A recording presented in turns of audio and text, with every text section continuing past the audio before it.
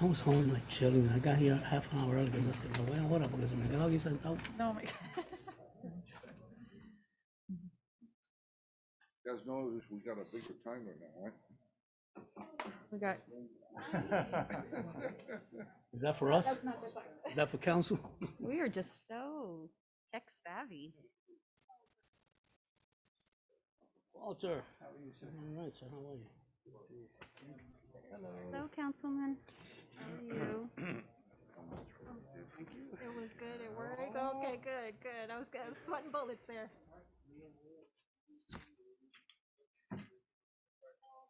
Hey.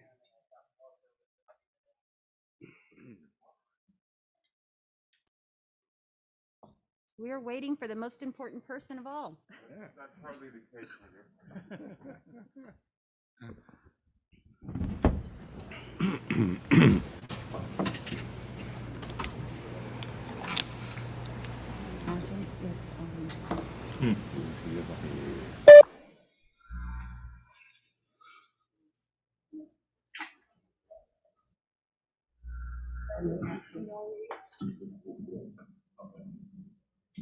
¿Cómo está la escuela? Getting there. Yeah.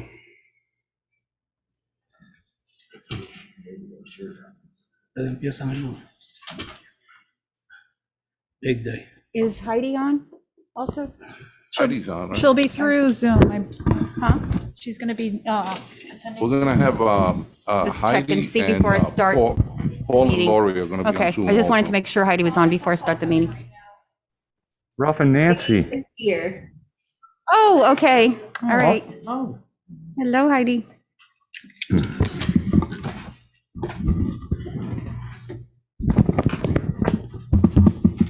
Okay, so it's 6 o'clock. Erica, call the roll, please. Mayor Mitchell, Here. Vice Mayor Best, Present. Councilwoman Bravo. Here. Councilman Fahet, Here. Councilman Vasquez. Here. There is a quorum present. Okay. And I'll stand for the invocation, please.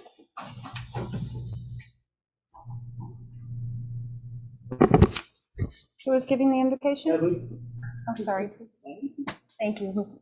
Heavenly Father, we come before you tonight to ask for your guidance and your patience with us, that we can think clearly and thoughtfully as we do the people's business to try to develop a budget that works for all of us. So we pray in your name. Amen. Amen. So I'll stand for the Pledge of Allegiance.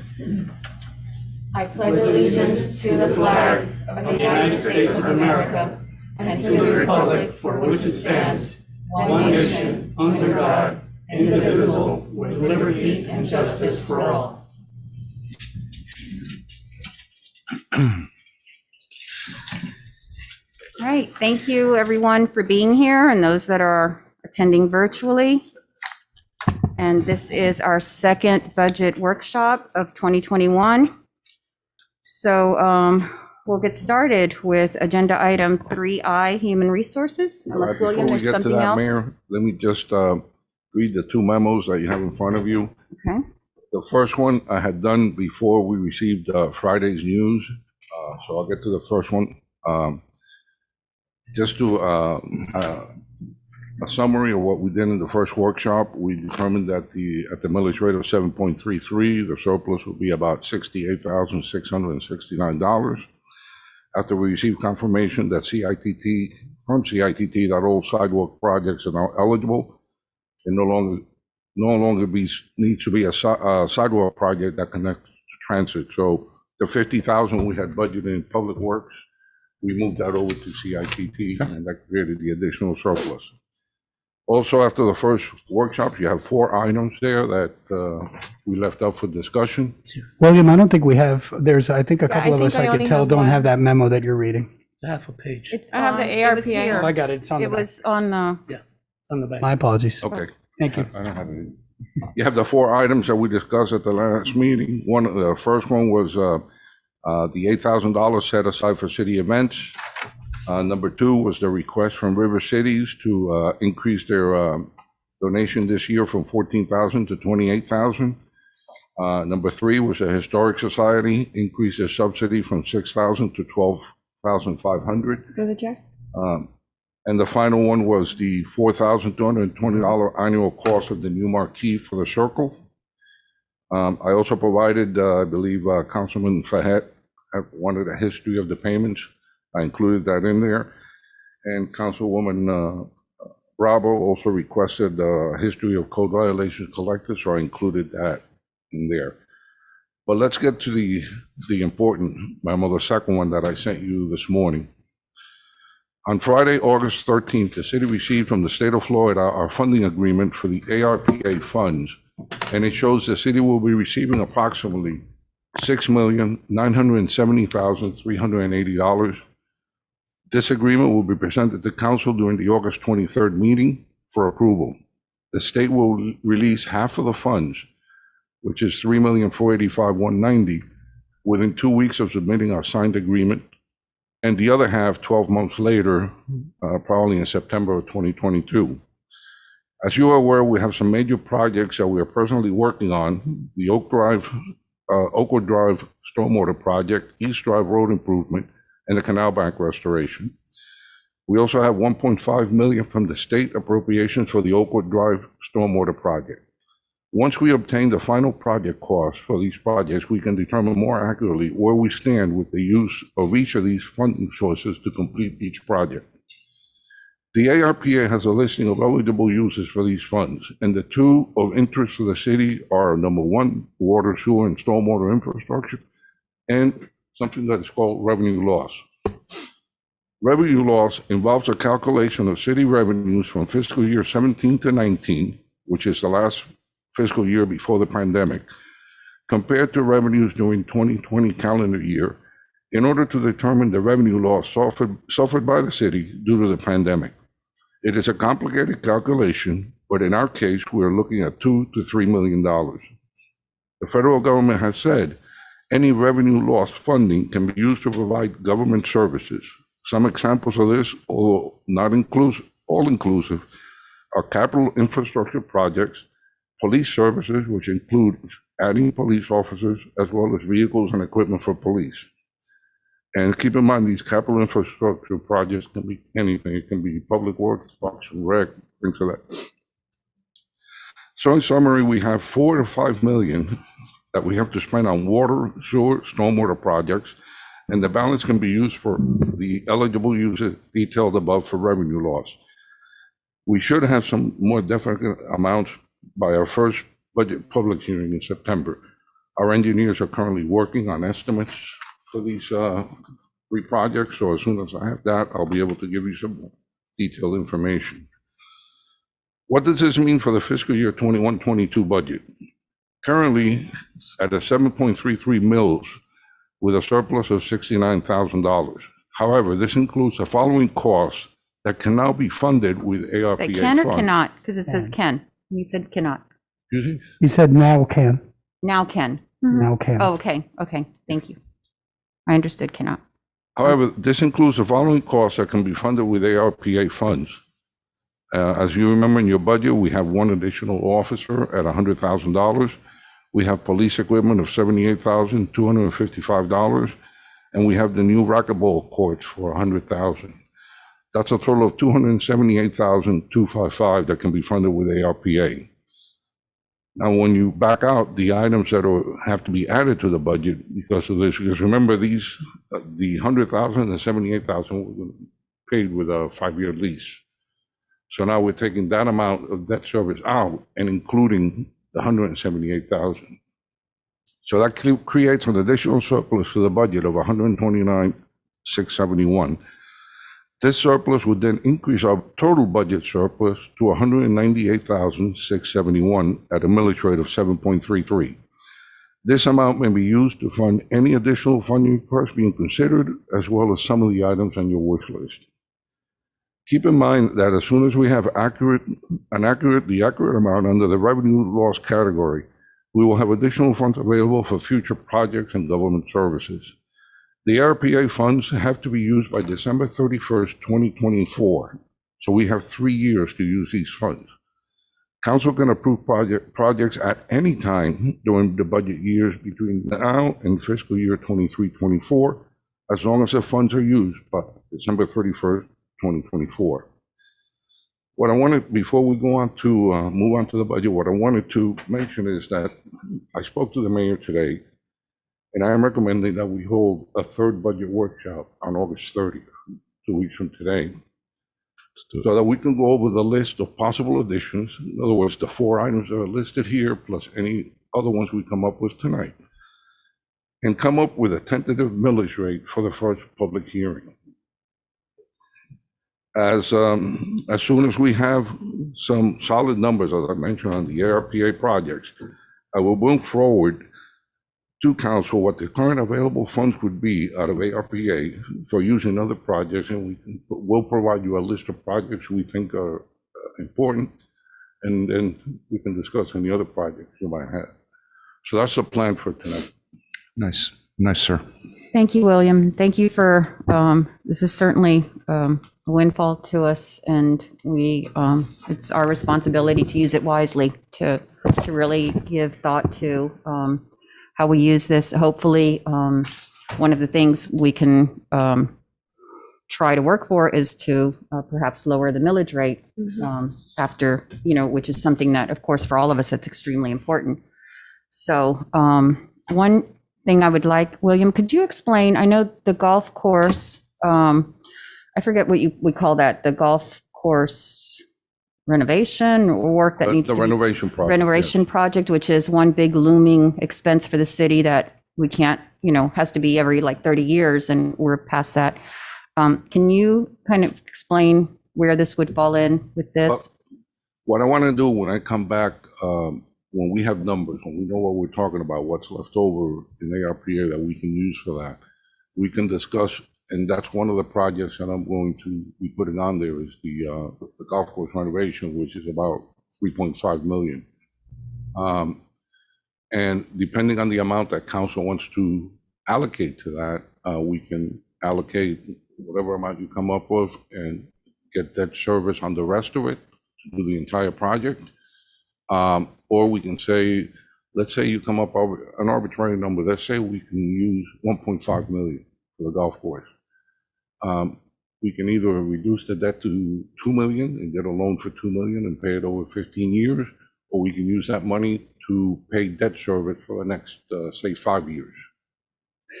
But then after 5 years, you will go, let's say right now the debt service is 300,000. So if you pay it for 5 years, that's 1.5. But starting in year 6, we're going to look at a $300,000 hit on the budget.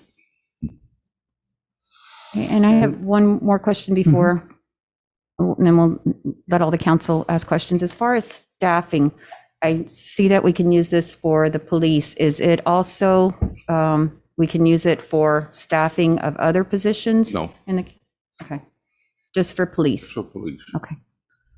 Because what they're doing is you can use it for staffing to bring you back to pre-pandemic levels.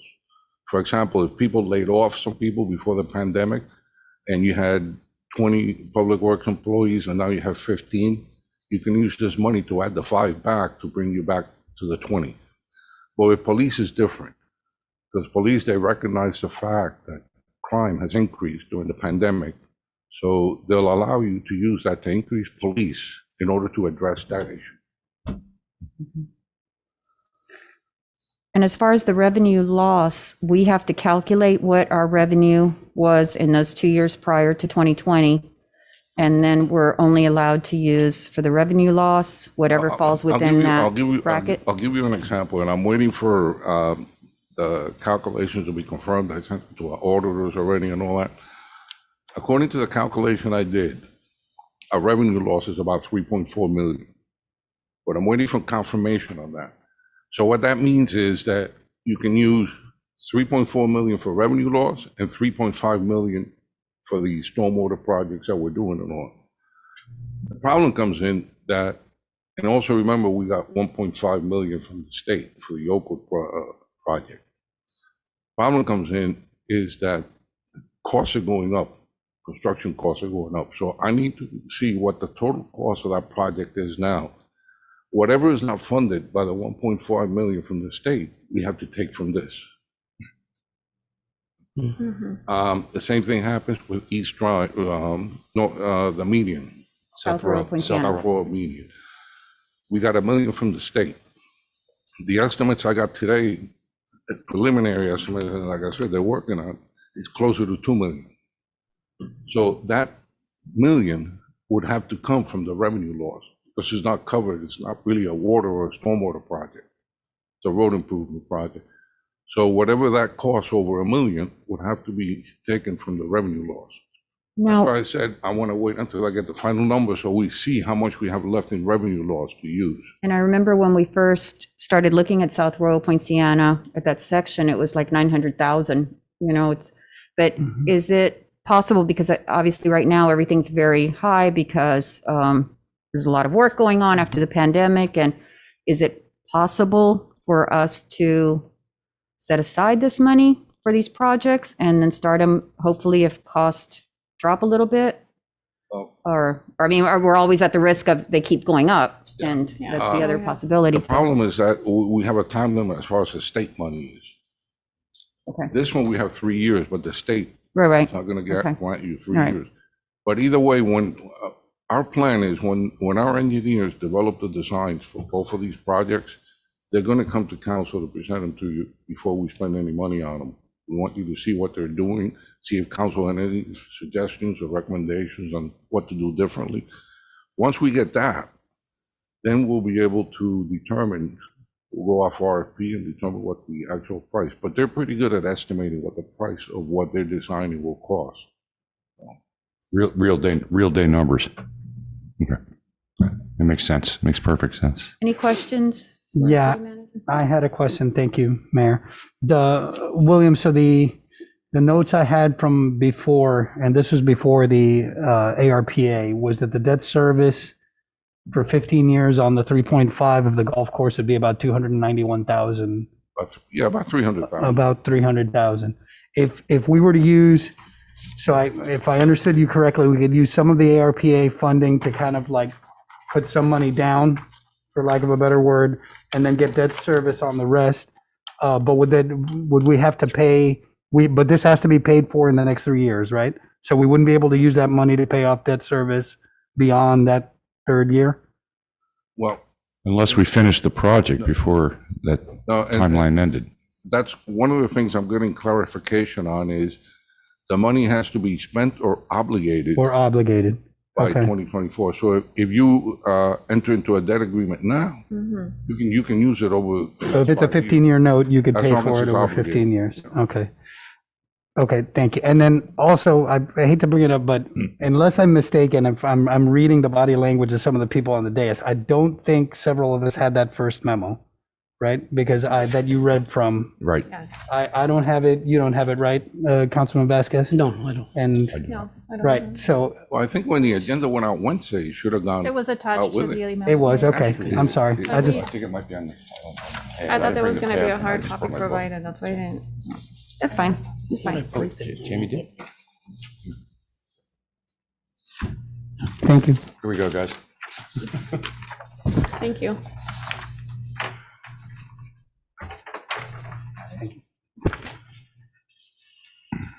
Okay.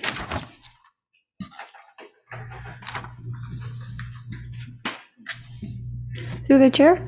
Yes, go ahead. William, I have a question. I know that you're gonna finalize all the numbers and get back to us on a bunch of items here, but with the money that's coming in, I really want to see where we can actually pay items in full versus going under notes.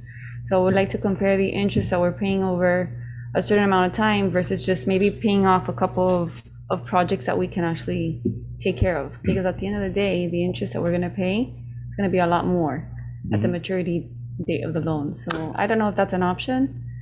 Through the chair, Councilman Bravo, Councilwoman Bravo, one of the beauties of a balanced budget is the fact that you can invest and make stuff work for you going forward without having to spend your own money.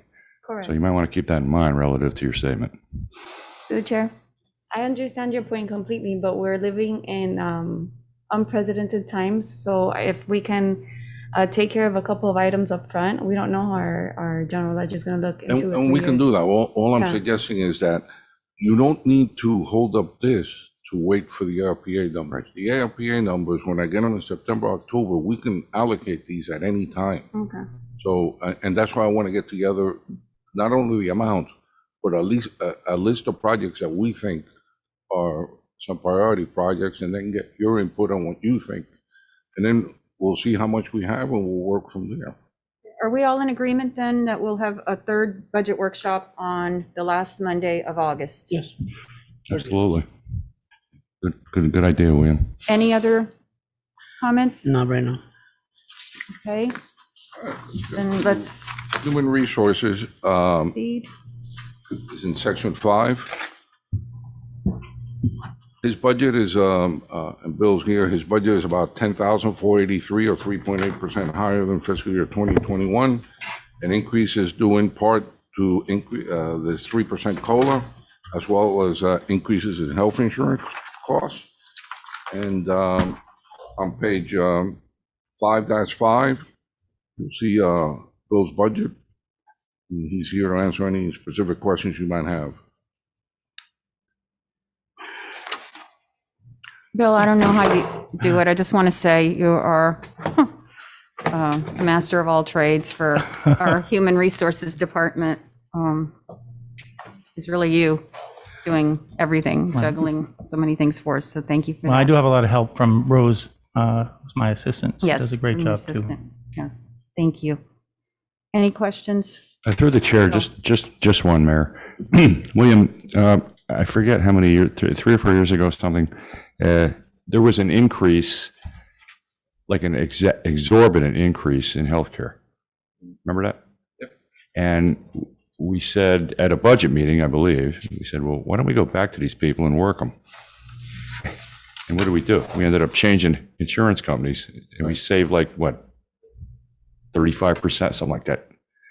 Is that something that we might consider again? Well, this year, we just went out last year for Okay. a bit. So we changed companies last year. And this year, the original renewal rate that came in was 17, 17, 17, and then 17.9.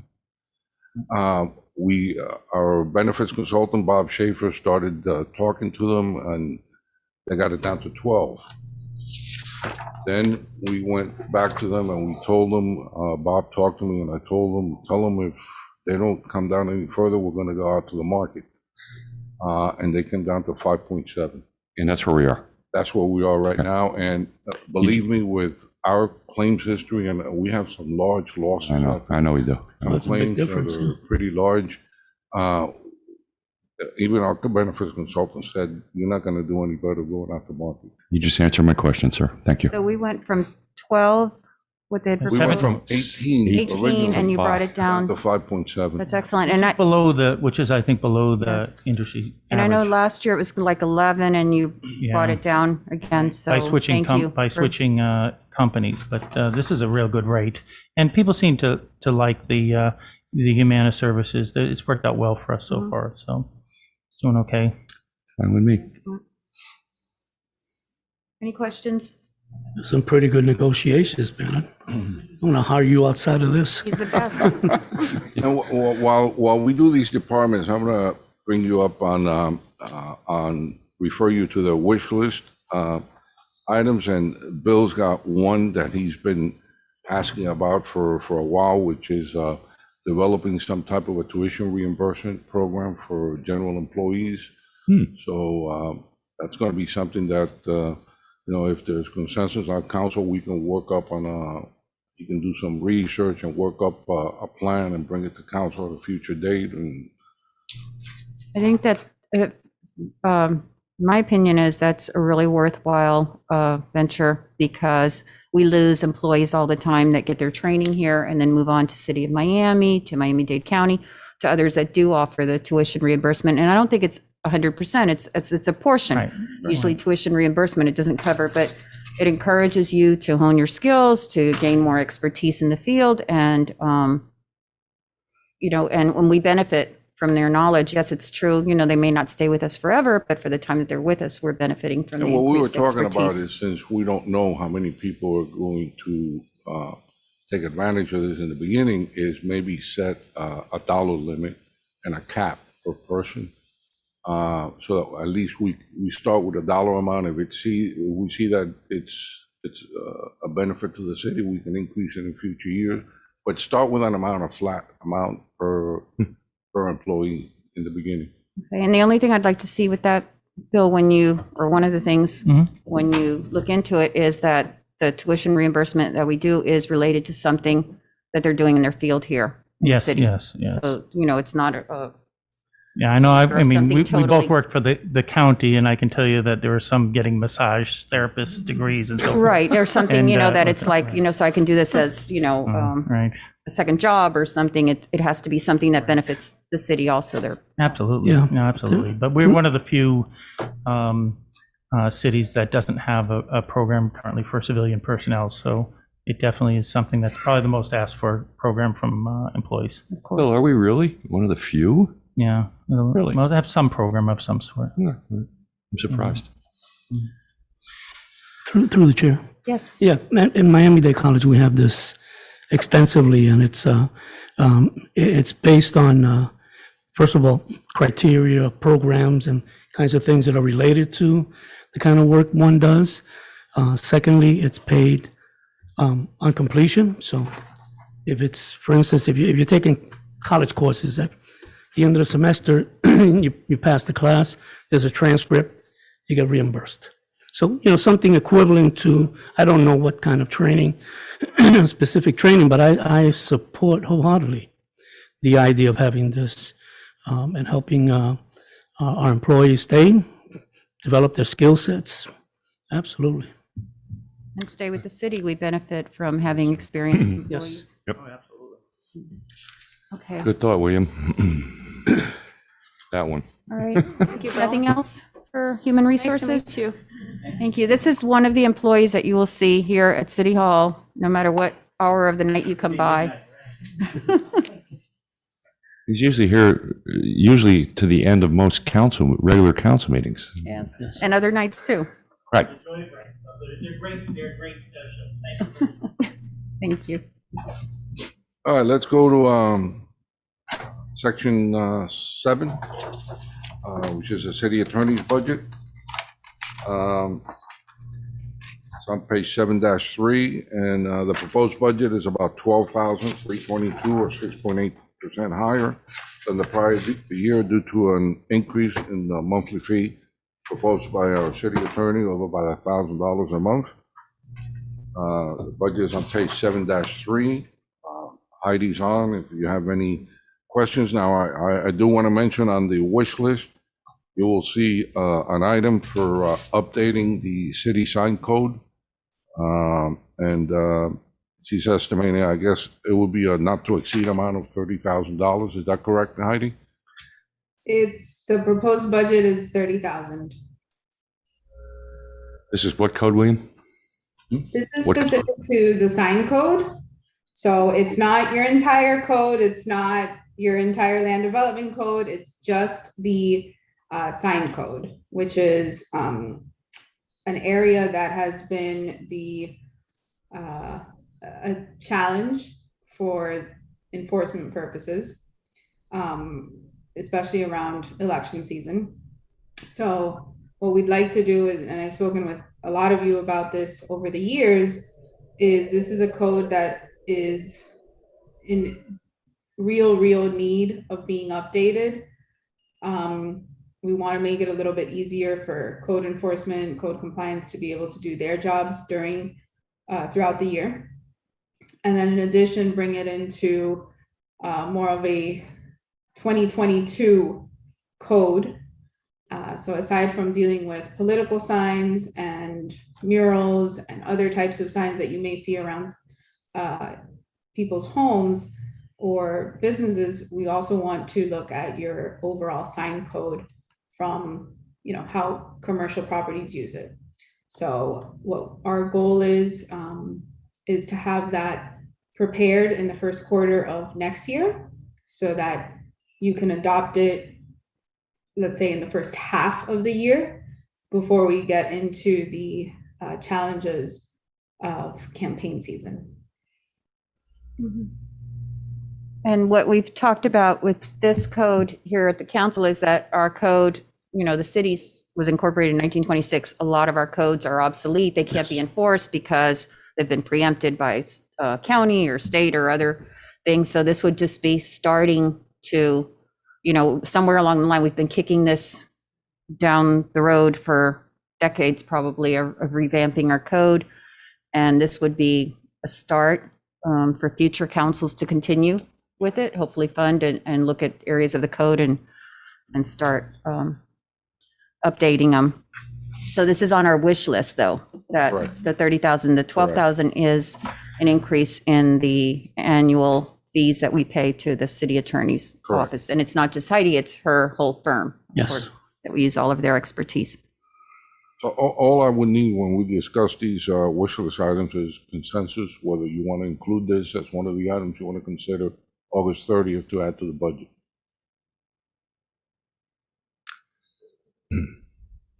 Well, I through the chair, I certainly think we should. Magali Valls once said that, and she cited a figure, what it would cost to fix the entire, like the chart, the code of ordinances, which is like this thick. And it was mind-boggling what it would, millions. I think she cited a figure back in the, and so this is a start, but I mean, we have stuff in there about horses running down the street still, and what's the disposition if you find one, and who do you turn it over to? And I'm serious, it's that bad. You never know. Oh yeah. Our code is from the 50s. Oh no, earlier. And there's currently code sections like that we're all familiar with. It doesn't really hurt to have some of those in the code. You never know when you might have a horse run Horses? in the city. It is Florida.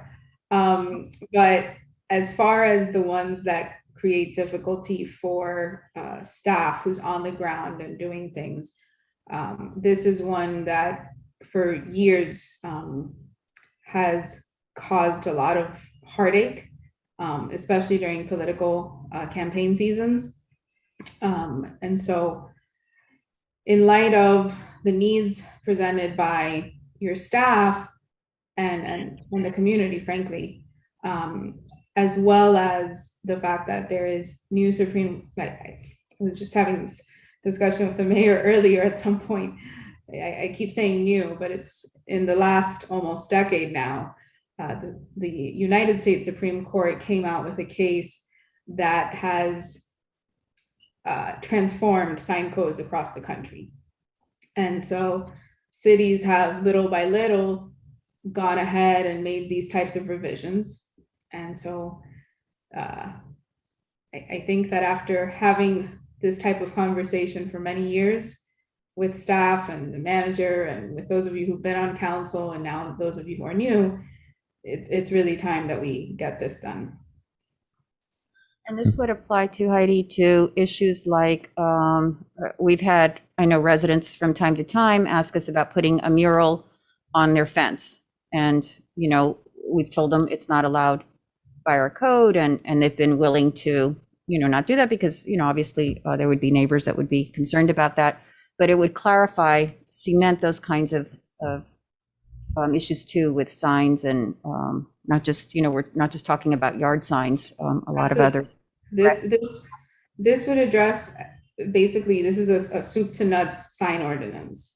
So everything from dealing with commercial signs that in the traditional sense, signs that go outside of restaurants, signs that go outside of just regular businesses, murals on residential properties, murals on commercial properties, yard signs, etc. It's an A to Z comprehensive rewrite.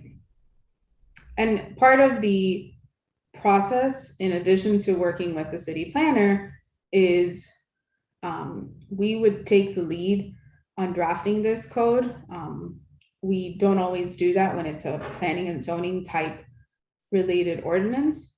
On this, because of the peculiarities of the Supreme Court and the challenges that have been presented, we've been doing this in a lot of our cities. So we would take the lead on drafting, but we would also have a couple of workshops with you all and the community to see what it is that your goals are, what you like, what you don't like, etc. So it's not a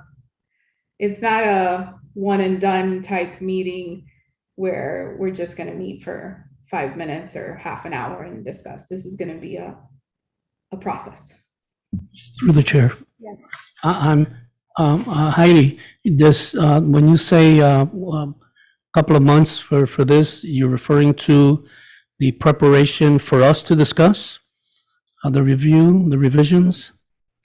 I think we'll initially start with having like a visioning type meeting of what Okay. you'd like to see, the things that you like about your existing code, things you don't like, things that the community wants, doesn't want, things that are challenges for your staff and enforcement. And then once we have that feedback, we can take your existing code and see what might be able to be salvaged versus what we need to add in new. And then we'll draft that. We'll bring it to you. I don't want to say we bring it at first reading. We might do a workshop first so we can really dive into it and see what's changed. I think for something like this, that's very helpful to have a meeting just to talk about that one subject. And then we would bring it back for an actual council meeting for approval in the normal course of an ordinance. So it would be a several months long project. I'm not saying you would have several months of meetings, but we would certainly be drafting for quite some time and then hopefully have it adopted by the middle of next year so that come November when, and I say November because that's the time that really, due to elections, we really start encountering a lot of these types of enforcement issues. So that's sort of the timeline that I have in mind. I'd be interested in seeing at least generally speaking, the broad outlines of what the Supreme Court has said about this, or if you could point us to it, and we could do some reading on our own. Happy That'd be to. interesting to see. Good point, Walt, or Victor, good point. Just to help us kind of understand where we're going to in the broader sense, right? When we sit down and talk about what we'd like to see, or the community would like to see, or and so forth. So Absolutely. I'd be. I'm happy to- impressed. You think you can get this done in the time period that you said, so I'm encouraged by that. Thank you. Councilman? Mayor, I'm inclined to make this an item that we put forward for consideration if it, Not you guys- on the wish list, or you're saying on the wish so list? my understanding There's from two William is options that here, William? we would have to say I that, guess, when we discussed the items for the wish list, you told me which one you want to Right. include in your list Right. to consider This being- August 30th, All right. adding to the I, budget. I being one I of would be inclined second wish to list. putting it Is there- for consideration. Consensus for that? Yes, Or to putting yes, it on I the would wish agree list? with that. Okay, all right. Thank you, Heidi. Not a problem. All right, let's go to section 17, which is the golf course. I believe Paul and Lori on. Story plan. Hey, Lori, you didn't get over to Tokyo, huh? No, unfortunately, COVID had other plans for me. I think that was a pretty nice option you had there to be able to do that. There's not many people that get selected to go to the Olympics and groom golf courses. Hats off to you, kid. And represent our, And represent the city. Exactly. All right, let's, I just want to go over a summary I have on page 17-2. Yes. Proposed budget is about $20,673, or 1% higher than the fiscal year 2021 budget. Increase is mainly due to the increase in state minimum wage to $10 per hour for all part-time employees. If you look at the budget summary, you'll see that for the first time since I've been here, it's showing a profit of about $100,000 next year. We think it may be higher, but that's what we're looking at. Look at the revenues are 2.2 million budgeted. And let me tell you, this year's budget The reason it's so well, because we had as you know, we had a decrease in assessed values for hotels, so we lost some ad valorem revenue.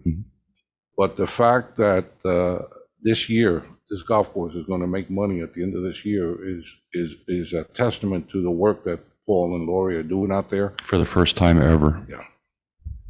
And for the first time ever, usually this golf course every year is about $2, $3. $500,000 loss every year.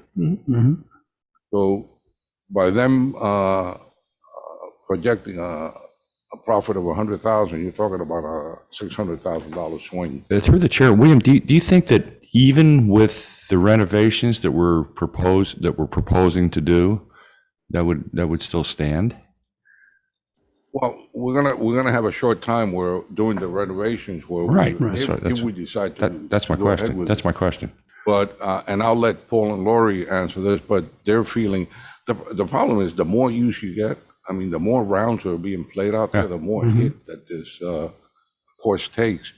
And we haven't done this type of, since I've been here, I don't think it's ever been done since we bought the last major investment. That was the greens.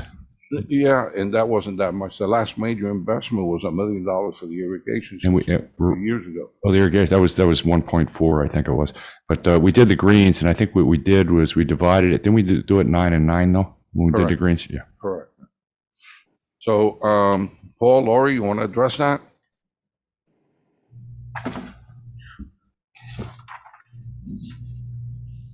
Paul and Lori, I just want to say, I'm so impressed by the leadership that the two of you have shown for our golf course. You've brought it up from something so substandard and not, and I'm not a golfer, but this is what I had heard from a lot of people in the community outside of Miami Springs for a long time, that they wouldn't even consider it. It was something like perhaps if you just wanted to go with your kids to play, it had gotten that bad. And under your leadership of what, 5 years? Has it been?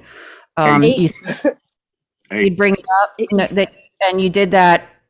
It's been like that. We're premier that we're The premier card. And I've just heard from so many people outside of Miami Springs that had said they've started playing at Miami Springs the past few years, that they had stopped playing because the quality had gone down so much of the golf course.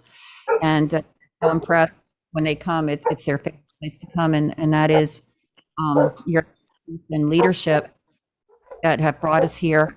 And what I'd like to say is, once you work so hard to get to that top level, it's really, really important that we don't, that the council supports the efforts that you've done to make sure that we keep it at that level, and when we get even better, that we don't let it slide. Great.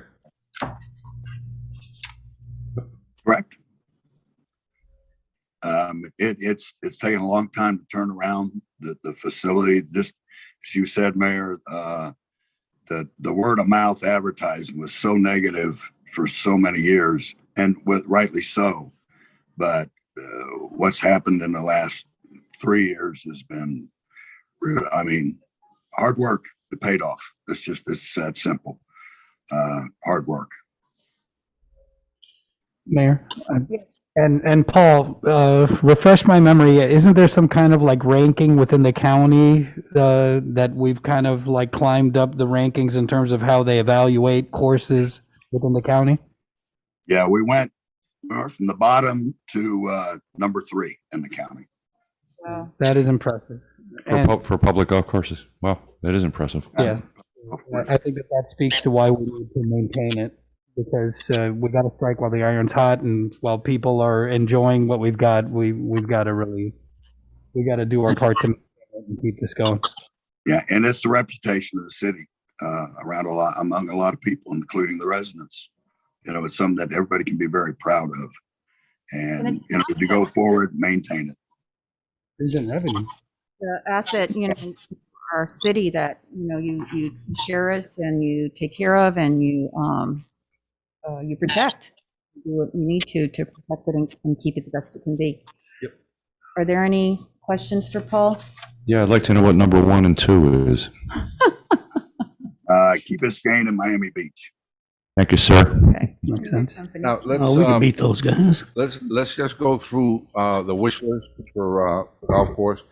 We have, of course, the renovation of the golf course, 3.5 million, which is as part of the discussion with the ARPA money. They also have on their list, which is replacing the roof in the clubhouse and the maintenance building and maintenance storage building. We have, Lori has gotten estimates of $97,850 to do all three. This is something that can be covered by the ARPA money because it's maintenance of our infrastructure. And I am recommending that we include that in this year's budget. It won't have an effect on our surplus because money's going to be paid from the ARPA. But there are serious issues over the weekend and Paul can address them. I know the Patrick contacted us from the country club. They were having a bad leak over there, so we've been putting Band-Aids on that roof for the last, how many years, Paul? At least 8 years that I can attest to, 8 years. It's gonna go, it's gonna cave in if we don't remove it and replace it. I'm talking just shy of $100,000, you're saying? Just shy of $100,000 is what you're saying? 97,850 That's just for the roof. Is that for just? all three roofs, the maintenance building. Okay. And like I said, this can be covered with that ARPA money that we're getting, so it's not gonna have an effect on the surplus. By the way, the clubhouse, if no one has been by there in the past few years, the clubhouse looks awesome. We no longer have the pro shop back in that little closet. It was like you had to meander through it to find a little storage closet.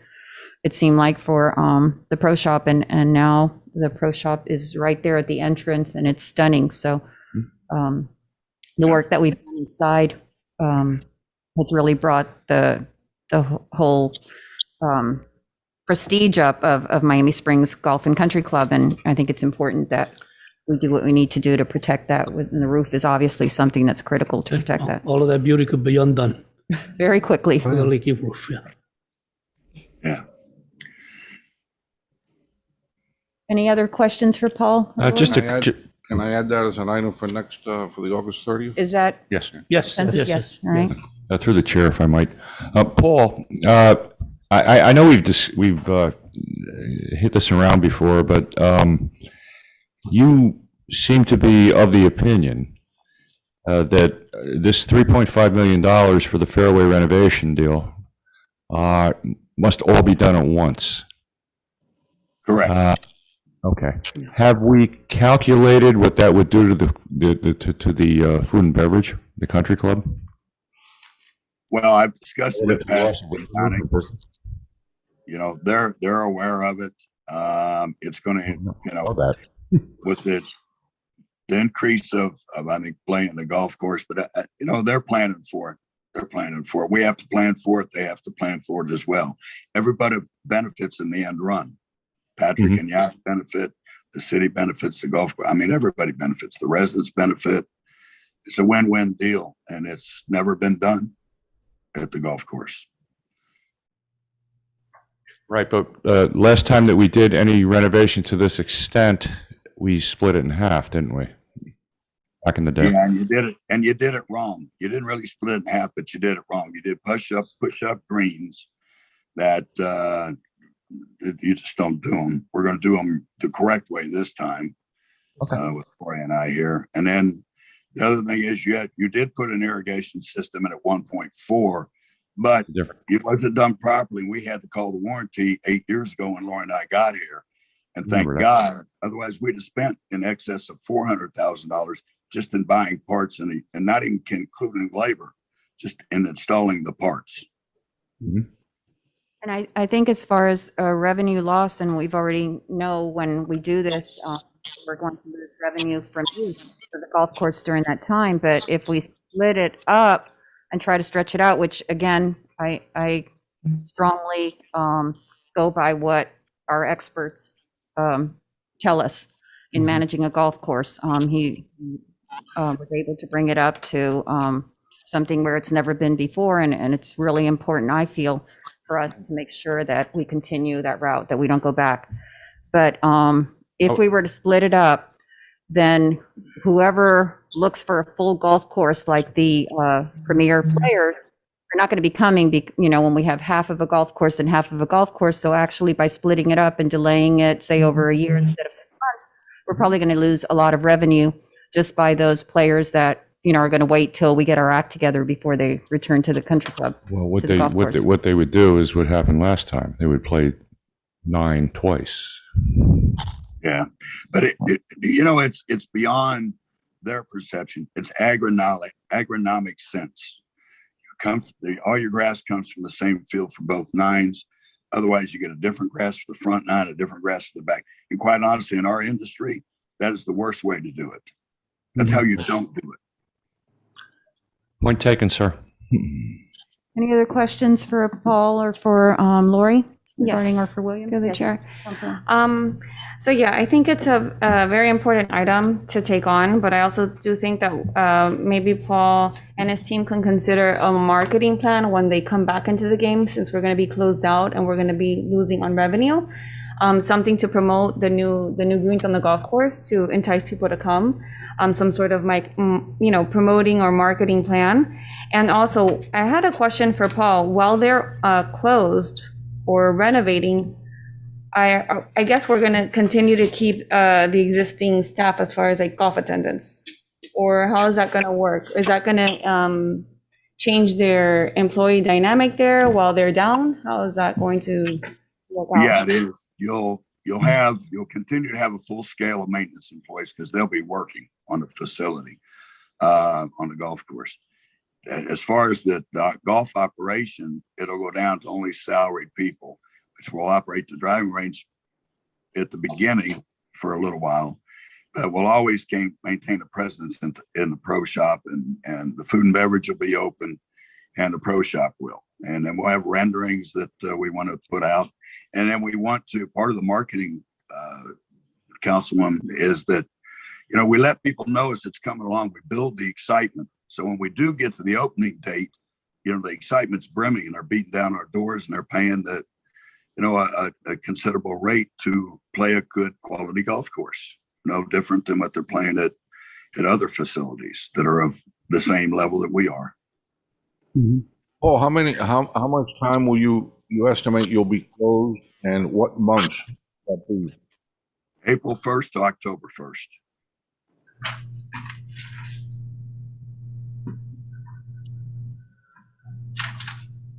So what you're recommending is that we consider this for starting this April. Is that correct, of 2022?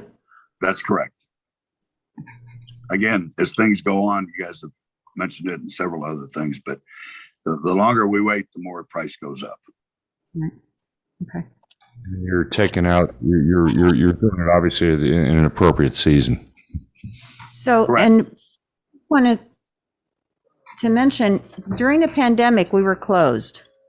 So despite being closed for a good part of the pandemic, you've increased, the golf course has increased revenues for the first time in all these years, post-pandemic, which was, what, a year that we were closed? We were actually closed for 2 months and partially down to 50% for a year. 50% for a year. And Yep. since then, we've exceeded, and now we're at 100%, or we're still, Now we're at 100%. okay. How long have we been at 100%? Since would have been since April. Okay, so now customers can ride two in the carts, or are we still in? Correct. And it wasn't in April, it was in May. I'm sorry. It was a month later. It was May before we finally were able to get 2 people on a cart. All right, thank you. Any other questions? I have none, Mayor. Thank you.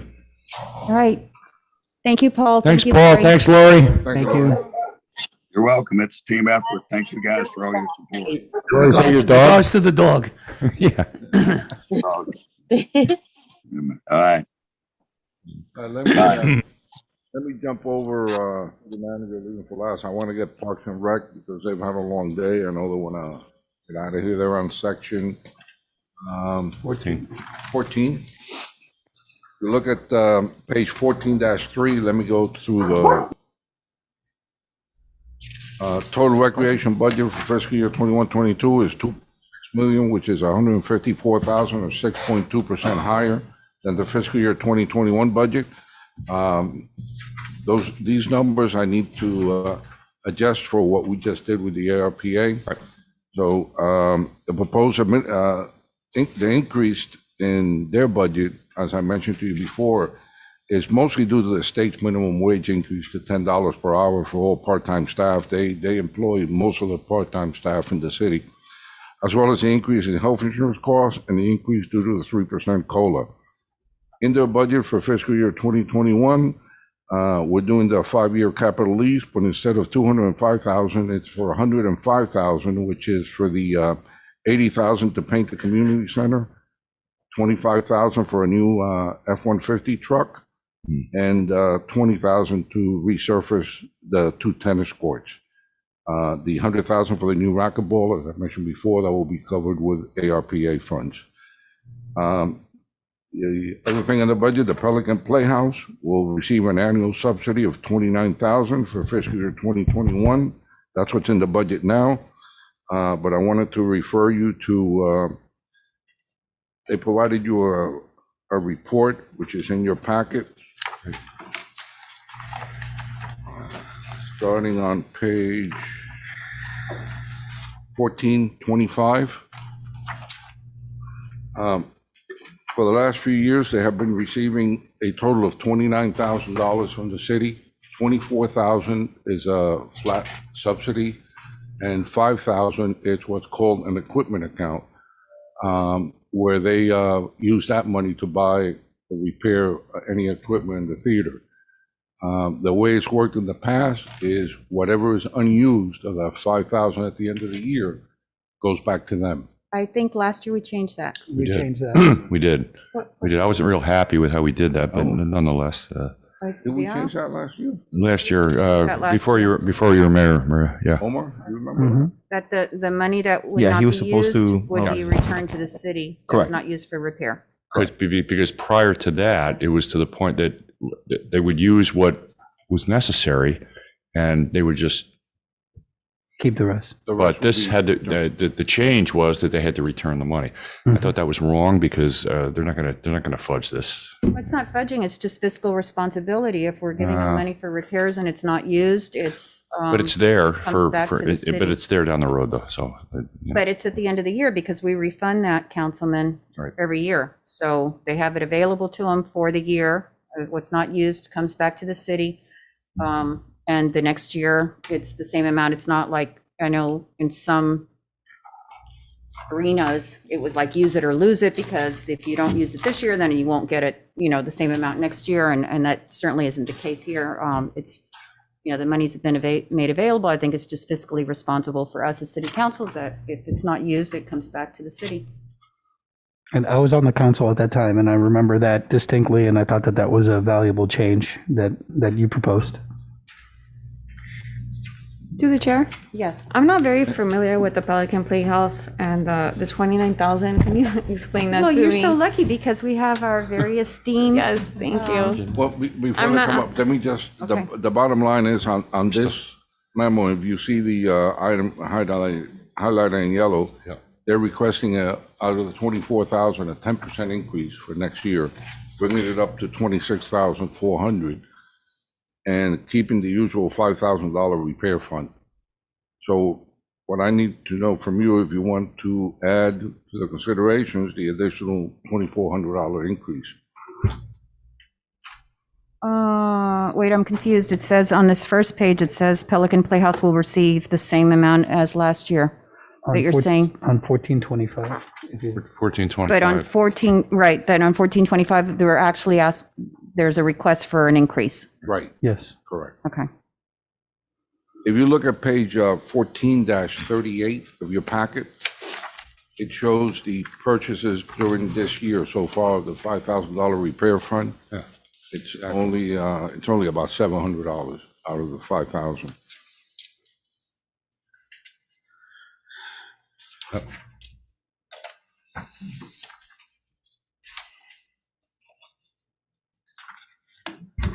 Okay, so, wait, what page is that? 14-38. 1538, yeah. Mayor, can we inquire as to why the 10% increase, what they are expecting? Yes, of course. But let me, before we do that, the amount, okay, they had a balance, they had an allotment of 5,000 for repairs, for equipment repairs, right? And they used, they practically used it all, right? No, they haven't used it all. They've What is only- this? Profound upgrade for light equipment, 326. Right, they 2021. still have Yeah, 4,371.91. they've hardly used any of it. right now. That's the balance of the Remaining. 5,000. Oh, I'm sorry. Okay, the total amount they've used, yes, is 700. So that amount is coming back to the city? If they don't use it between now and September It's 30th. coming back to the city, okay. Through the chair, Mayor, I would certainly like us to consider this going forward for the budget, the increase of 10%. Okay. Did you? Thank you, Vice Mayor. Welcome. Councilman, you Can- wanted to Can we hear hear from from the, yes. Mr. Wakefield about, What do you want to Ralph hear? and What do you want to Nancy? hear? Well, and Councilwoman Bravo wanted to hear more about the Pelican Playhouse.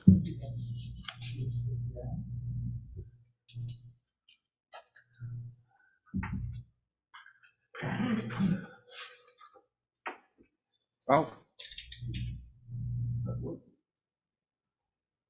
hey, Ralph?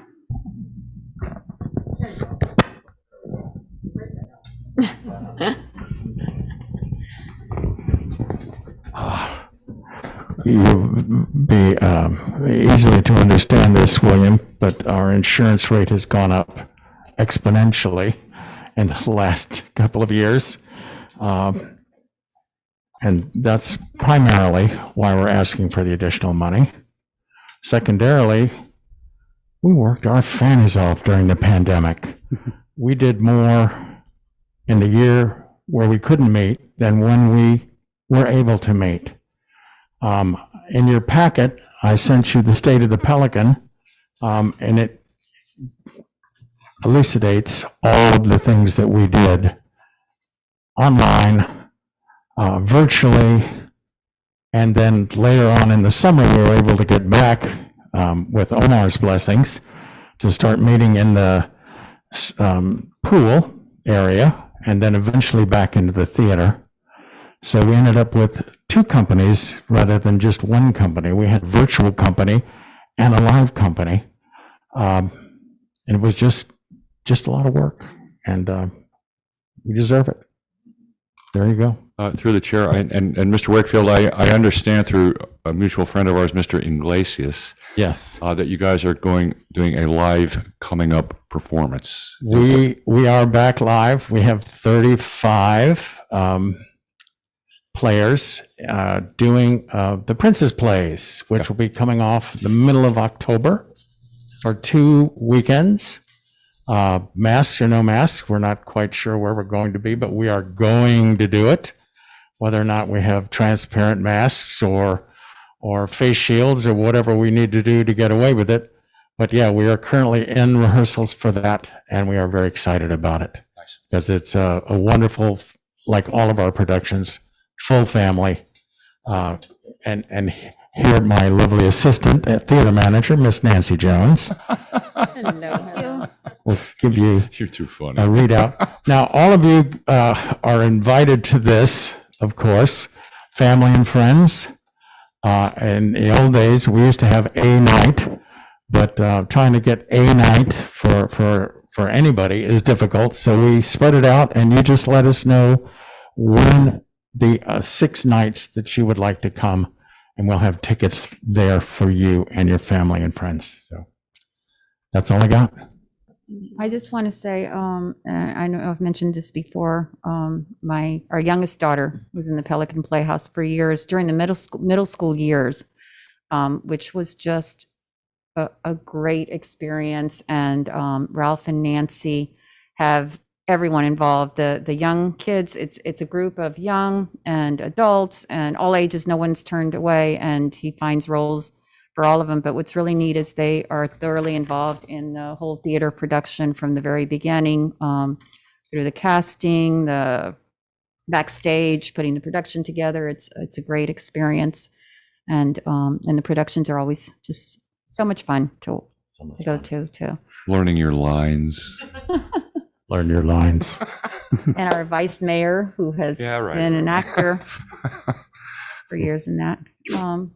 Council, anyone have questions?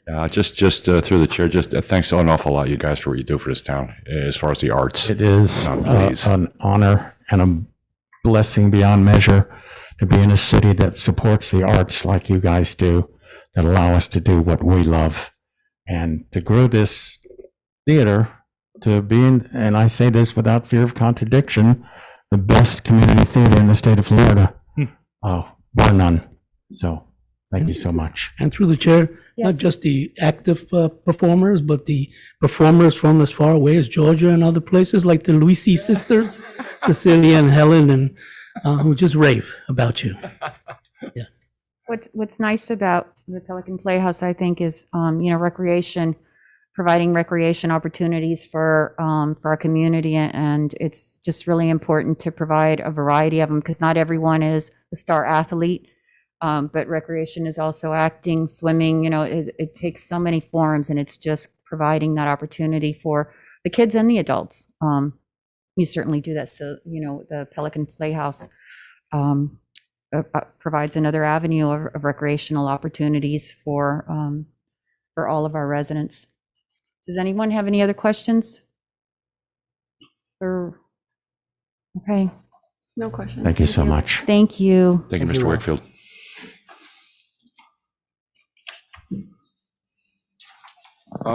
One more thing before we get to the wish list. I believe, Omar, you have a presentation from the Little League. Yeah, Little League is here. Fred, who's the president, is going to make a presentation on some things and some ideas that we've been working on together. Little League has done a phenomenal job past couple of years of really improving the baseball program to a level that's comparable to many other major programs in the county. They're doing a lot of travel ball with other cities, and we're hosting games here, and it's bringing people to the community. We host teams from as far down as the Keys up to Fort Lauderdale, West Palm, Boca, where they come down to the city on the weekends and they enjoy our downtown area. So not only that, a lot of the program has a lot of kids in the T-ball age. So the program is growing, which is great. But we have some issues that we need to address as a department. And Fred's done a lot of work on their end with his board also to find some funding. And we just need to, work together to help out the Little League and things like that. So Fred's got more information on that, but I fully support what Little League is doing, and I'm on board with that.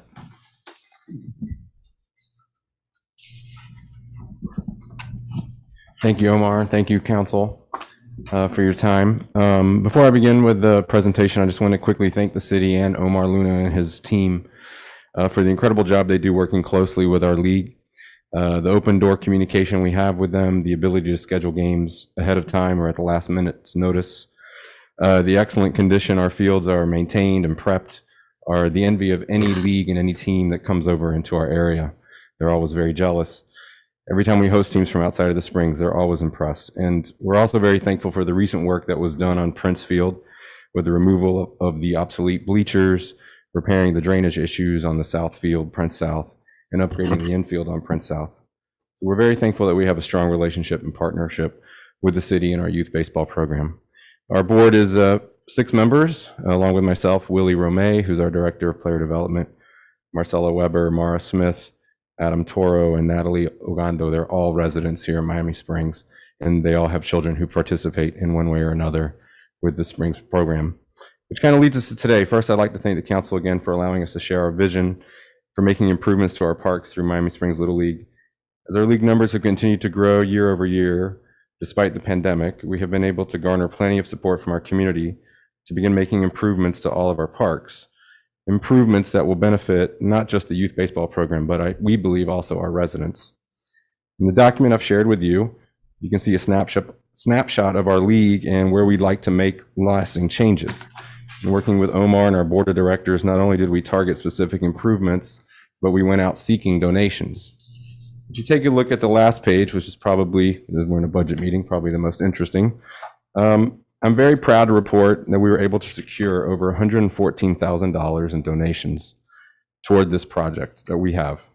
We've already spent $12,500 on a pair of new scoreboards for Princefield that are currently residing at the Recreation Center awaiting installation. Some of our sponsors are here tonight, and I'd like to recognize them. Sitting right here is Chris Marlowe. Chris Marlowe is a Springs resident and owner of the Marlowe Law Firm on North Royal Ponciana. In the back is Charlie Leonard, owner of Leonard Real Estate Group on Westward Drive, and purchased one of the scoreboards. Thank you, Charlie. Ruben Diaz is not here. He's a Springs resident and owner of Capital Steel Construction, who wants to help us out with some of our projects that involve the big steel stuff. And then George Alvarez, owner of National Airport Services and National Airlines, which their offices are on 36th Street. You probably pass them all the time. They made a very sizable donation to our park, so you can see that kind of how it breaks down at the end. So thanks to the generosity of these local businesses, we're ready to move forward on these projects, but we do need the city's help and their guidance. So today we are asking the city to match the donations that we've received so that over the next 6 to 16 months, we can complete the improvements to all of our parks at Stafford, at Prince, and at Peavey. We're asking the city for assistance and guidance again when it comes to permits and plans, installations, and execution. So at this point, I'm happy to answer any questions on each of the projects we've targeted and look forward to a healthy discussion on how we can all leave a lasting mark for decades at our parks. Through the chair, Fred, you've achieved this in 1 year. A year plus. I mean, we did play through the pandemic, but yeah, I took over. Yeah, no. Took over two opening days, opening ceremonies, and we didn't have one last spring, but yes. Quite impressive. Yeah, thank you. A lot of hard work. Had a good board member and just a lot of connections. What is the, all three parks? Well, first of all, the bleachers. We removed the bleachers. Are we getting more bleachers? How No, does that work? Because I've noticed that there are no bleachers at Prince Field, and I think you got it. Here. What is the visitors do? They, the parents, they bring their own chairs? So, sorry. So the reality is that we've noticed at other facilities, a lot of people don't use the bleachers. They're hot, they're uncomfortable. So I'd say 90% of the parents bring their own foldable chairs from home. They even have the ones that have the little kind of roof canopy on it. So what we decided to do was, the reality is I've gone out there on a Saturday and nobody sits on the bleachers. They all sit down the foul line in their own tents with their own little cooler, with their own little area. So by us getting rid of the bleachers, now we're giving them that access to get closer to the field by setting up their tents and their chairs on the concrete pad. We're hoping that in the future, we could add the shade canopy on top, which this was the first step to that project to kind of get that ball rolling. I've already noticed on some Saturdays, at least our home team has been using it while the visitors are like, oh, we didn't know, but now they know to bring tents out. And Fred has tents in the shed where he could give the visiting team, and then they've been setting up. So it's worked to what we had envisioned initially. But to be honest with you, the bleachers just, unless there's a shade canopy, nobody wants to sit there. It's just way too hot. So we figured this will be a first step in that process to kind of get it going. And it's worked so far. I mean, they bring their own tents, but they're much closer to the action. They're much closer to their child, their son or their daughter by the bench, by the dugout. And it's really worked. Initially, we talked about it. We were like, we could probably figure it out. And I haven't had one complaint yet. I haven't had anybody come and be like, you took the bleacher out. I've actually had people tell me, thank God we're close to the field. So it's worked better. Good. Well, it's almost un-American, though. I mean, please. If you Yeah, build not it, to have bleachers. If you I mean, build it. I thought we had just so moved put a them cover out of on. the We'll way put a and we're cover bringing on it. them I mean, back. The shade canopies, I got to tell you, those are really, I know I've talked to you about the shade canopies at the pool that we need more throughout the parks. I mean, we live in South Florida. Skin cancer is a really big concern, and it's progressive. Your exposure is cumulative. Yeah, So plus also heat stress, heat stroke. And so wherever we can provide shade canopies, to me, that's a really good investment at That's the a big pools, at the reason why parks we and everything. invested in tents. So we have like 4 or 5 portable tents that we're able to pull out to provide if folks don't bring their tent. We offer them especially on days like on a Saturday where we're there for several games in a row. so that, we're. And it makes all the protected. difference between enjoying the game and staying there, or just being there for a moment while your child is playing, and then, And we've had some parents of teams that they bring like a sail, and then they've attached the sail from fence to fence over that concrete wow. pad recently. And a lot of people are just really enjoying being closer. Like, Okay. we had a game Friday night, and they were, again, everyone was on the concrete pad. Also cleaner for us. Those areas used to flood. Yeah. So if we got any rain, even though the field was ready, that area was very saturated. So people would get their shoes full of mud. You have people coming from work, and it's after Yeah, it was it's 5, 6 o'clock, and they're in their nice work shoes, and they can't even stand in the area because it's just full of mud. So what we've done has really helped us to at least provide a more aesthetic, pleasing environment for someone to watch a baseball game. We don't have the shade canopies, but between Little League and the parents being informed, they're just bringing their own tents right now, and eventually we'll take. The good thing is we put the concrete pad so that we could drill or surface mount the shade canopies when Down the the time road. is right. And while we're on it, if we look into shade canopies, let's always try to get the ones that provide the sun protection. Correct. Also, I Absolutely. know it's a little more, but it's totally worth it. It's worth it. It's, Absolutely. Mayor, I've got a question. So I understand intuitively just from my son's baseball career why we need the field expansion. So I understand it on Prince South. On Peavy, I'm assuming it would be on the main field. What's the outfield depth? How would that be affected by 200 feet. like That fence is currently 200, which is about where the 70-foot base is. That is probably the minimum they could play at. Yeah. So- So that's what I was saying. It seemed kind of short to So for expand. games, it's practical. For practice, I guess it would be. But it's more for practice, and the fact that so basically our field space is limited. Right. When soccer season starts, we really can't use Stafford Park, except for the little ones that can use the infield, because any of the older kids can't practice there because they can hit the ball in the outfield. You have soccer everywhere. So, and then when time changes, PBW becomes completely obsolete because there's no lights there. Mhm. So we're trying to maximize as much as we can because the program has grown to a point where we're spread out wherever we can. Little League does an amazing job of scheduling practices and using our field space to its max capacity. So if by us expanding that field to 70, it gives us another feather in the cap, basically, where now we can have some older kids on that field. You could have practice. And we can have practice. Right. We can have infield practice Because you and can't, things like that. I mean, that wouldn't be feasible for games, but you can't practice while soccer's there. But it at depends on the Stafford age group. South. I think there's some Yeah, you younger could play 10-year-olds games. that can play games there. It's when you get maybe 11 and Younger 12, guys, they might be hitting it out. And that's okay. That makes it fun. But Right. All of a sudden they know they go there. It's a launching pad. But at least the depth on the infield is safe Yeah, no, I get that. for I that get age that. group. And then you're just going to have more home runs, which will make everybody Right. happy. Yeah, I mean, that's going to be a short porch. So if we there. had lighting at PD Field, we could accommodate substantially more. if we had lighting at PV, we would solve a lot of our problems. Well, we went through that once, remember? Yeah. I mean, Is the cost The neighborhood like freaked.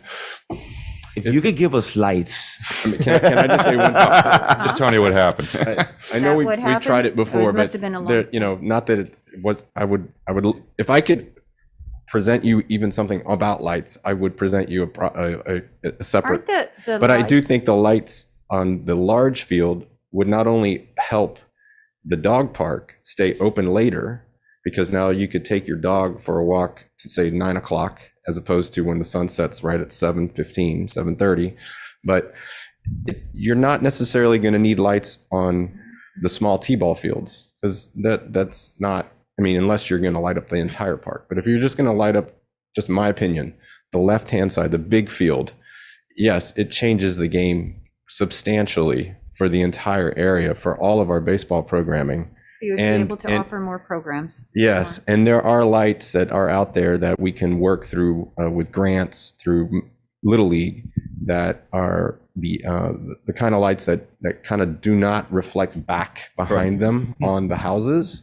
And I have at least 2 or 3 houses on that street who play baseball. So I have parents who could maybe go knock door to door and kind of get a feel on how that street feels, But again, yes, lights would be My understanding is the technology, I know for tennis courts and everything, the technology with lighting has gotten a lot better where it's not like it lights Right. up the entire neighborhood. You Right. can kind of, you Focus know, it. I mean, obviously They're it's still going to flat. be lit. They're almost and- like LEDs that are flat.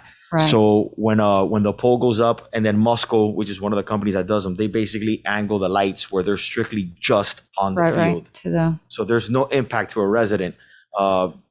Maybe when we discussed this 9 years ago, yeah. these lights were not, they were not part of the process. So those lights probably could have affected. so But, perhaps we could, if the council's willing, is just revisit it. Revisit If you it, could yes. get us that info, I mean, I think we all agree, as many opportunities as we can provide for our residents, not to have to leave Miami Springs to find recreation, in Doral or South Miami or something, if they want to, of course they can, but, that we provide those opportunities for them.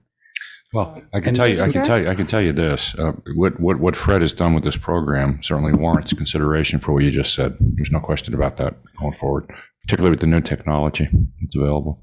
And is this something, William, that would be somehow able to be funded with this? Of course. Money, that's- so this that's might be what a I good wanted time to look point at it. out that, if you look at the wish list in recreation that Omar put in, a lot of the stuff that's on here is on his wish list.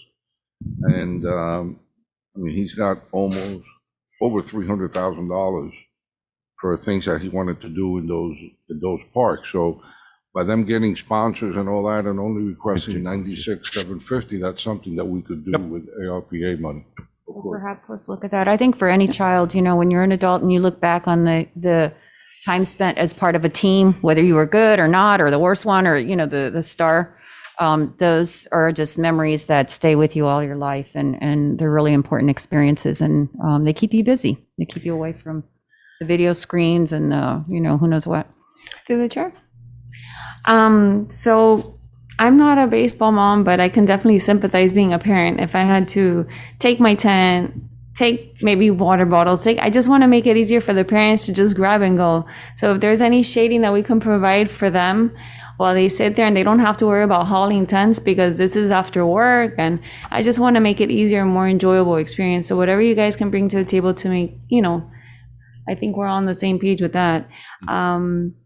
I would like bleachers, but you say it's working out, but I don't know if we put shaded areas, I don't know if they're gonna be as close anymore. If we put shaded areas, then we would recommend bleachers. Okay. Because now they have somewhere to sit Correct. that's shaded. The issue we had, there's no shade, and if you go there at 11 o'clock in the morning for a baseball game, you're not gonna sit on the bleacher. You're just No. not. I've sat there for like 5 minutes. I'm like, all right, I'm out of here. No, Because absolutely. it's just so. But what we're doing now is we just took a really initial step. Fred does a great job on the weekends. On the weeknights, the tents really are not necessary because by 6 o'clock it's already kind of, it's cool and it's not that bad. It's mostly on Saturday, Sunday, and Little League's done a really good job of providing those tents. They're usually set up already for the parents, but our parents these baseball parents, they're used to being at a park Saturday, Sunday in the sun, 8-9 hours a day. They bring coolers, they bring lunch, they bring it all. Right.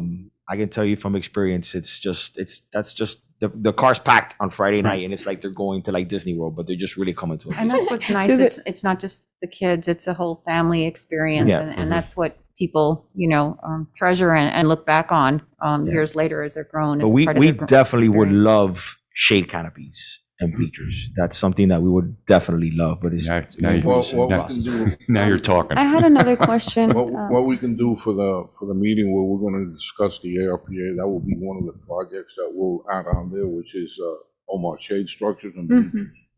And for the pool area too, by the kiddie pool, Omar, that I know we've talked about that. Right now, if you're, I know we haven't gotten to the pool, but if you're there with kids, there's really no shade structure. The only shade structure is on the other side of the, where the picnic tables are, which is impossible to be near your kids in the kiddie pool. One more question to Yes, the chair. yes. This is for Alonso. For the ARPR funds, would it be possible, because I know that there's a lot of flooding there where the parents park, it's just gravel that just keeps going into the ground. Do you think we can facilitate a build out of parking? Because that area gets flooded tremendously. Would you think that it would benefit from some sort of parking Because Well- I see everybody just parking on, are we talking Well, right? on- PV You're Park? talking about right in Prince front of- Field? No, PV, PV? PV. Because you just drive in and then it's just that the rocks just keep coming out. So you have the pavement and then it fills in. I Correct. think if we had more of a uniform parking area for the parents as well. There's a couple of catches to that. Tell me. We just tried something new on Apache at Prince that Public Works did, which we're testing it out, which so far has worked out really, really well, which is they've added gravel rock compact, which the cars have been parking on it. It looks a lot cleaner, a lot better. So that's one of the things we're testing out. If you do a concrete parking area, it gets tricky. You have ADA compliance, I guess, involved. You have to have lanes. It has to be engineered. The cost and the project becomes A nightmare. a nightmare. Because once you start adding lines where people, now you're directing them to park, you have to have a certain amount of handicap parking spaces. You have to have concrete sidewalks connected to the park. If you don't have that, you have to add walk pathing. So it changes things dynamically. And you have to include drainage. Yes, That's- it's a that's what I'm- great idea, and we would Engineering. love that, but it does throw the cost really high. So we try to do the best we can with what we got. Well, the crushed But rock the- at least allows percolation. too. Yeah, I mean, but- I don't think it eliminates flooding. The Apache project that city just did, I mean, I know it's really new, but it's excellent. It's Parking, it's really, you pull right up, there's, it's very easy to manage. The worked rocks really don't go well. All over. Even with flooding, with heavy rain? It's been great. Yes. We did it there for now because we had done the drainage on that side anyway. So we discussed it internally, Public Works, the city manager's office, and us to do it there and see how it would work, so that we don't just start doing all over the place, all over the other parks, and then it doesn't work. So, but so far it's been great, and we've had rain the past month or so a couple times, and I drive by right away, and there's no water. The cars are parking at night. But there's a It's- drainage that was done there, so it's draining. Yeah, but no, but the drainage is only by the baseball field. If you go all the way towards, if you keep on going like towards the community center where the sheds are, there really isn't drainage there. So the water's percolating. It's a sand base compacted in within a rock base. So the water percolates through the rock into the sand. I think PV needs that. And it's worked out really nice. Well, our next option was to do it on the other side of Prince. And then we were gonna go and do it on PV. Okay. We were testing it to see how it looks. Yeah. So we don't, spend a ton of money and then it just doesn't How work is out. that as far as cost? Is that a very costly? Actually, it wasn't that much. It wasn't that We expensive. It did it in-house, Public Works did it. was like roughly maybe about 8,000. I'm really surprised at, I mean, it's Less only than been that? there a few Less than that. weeks, Like I $5 think. It's only grand, been there, what, a month or so? About a month. But it's really does. And it's its job. extremely cost effective in comparison to some of the other ideas that we've had. We've talked about lining it because it makes it so much cleaner. It looks nice. But when we start talking like drainage, engineering, sidewalk connectivities for ADA compliance, and you're like, oh my God. Yeah. We just want a parking lot. And it's like, But this actually looks very nice. It's $200,000. very neat. It's, it's worked well. My biggest concern was actually the seniors initially. But Public Works did an amazing job of compacting it in. It doesn't move. Like I thought the seniors would park and maybe their tires with time would leave ruts. I walk it every day. They're not. And it looks great so far. So I'm really happy with that. So that's one of the things we're working on, and we could do it at PV for sure. And PV hasn't flooded this summer, right? With all the rain, does it have any, like? A couple does times it affect has. them?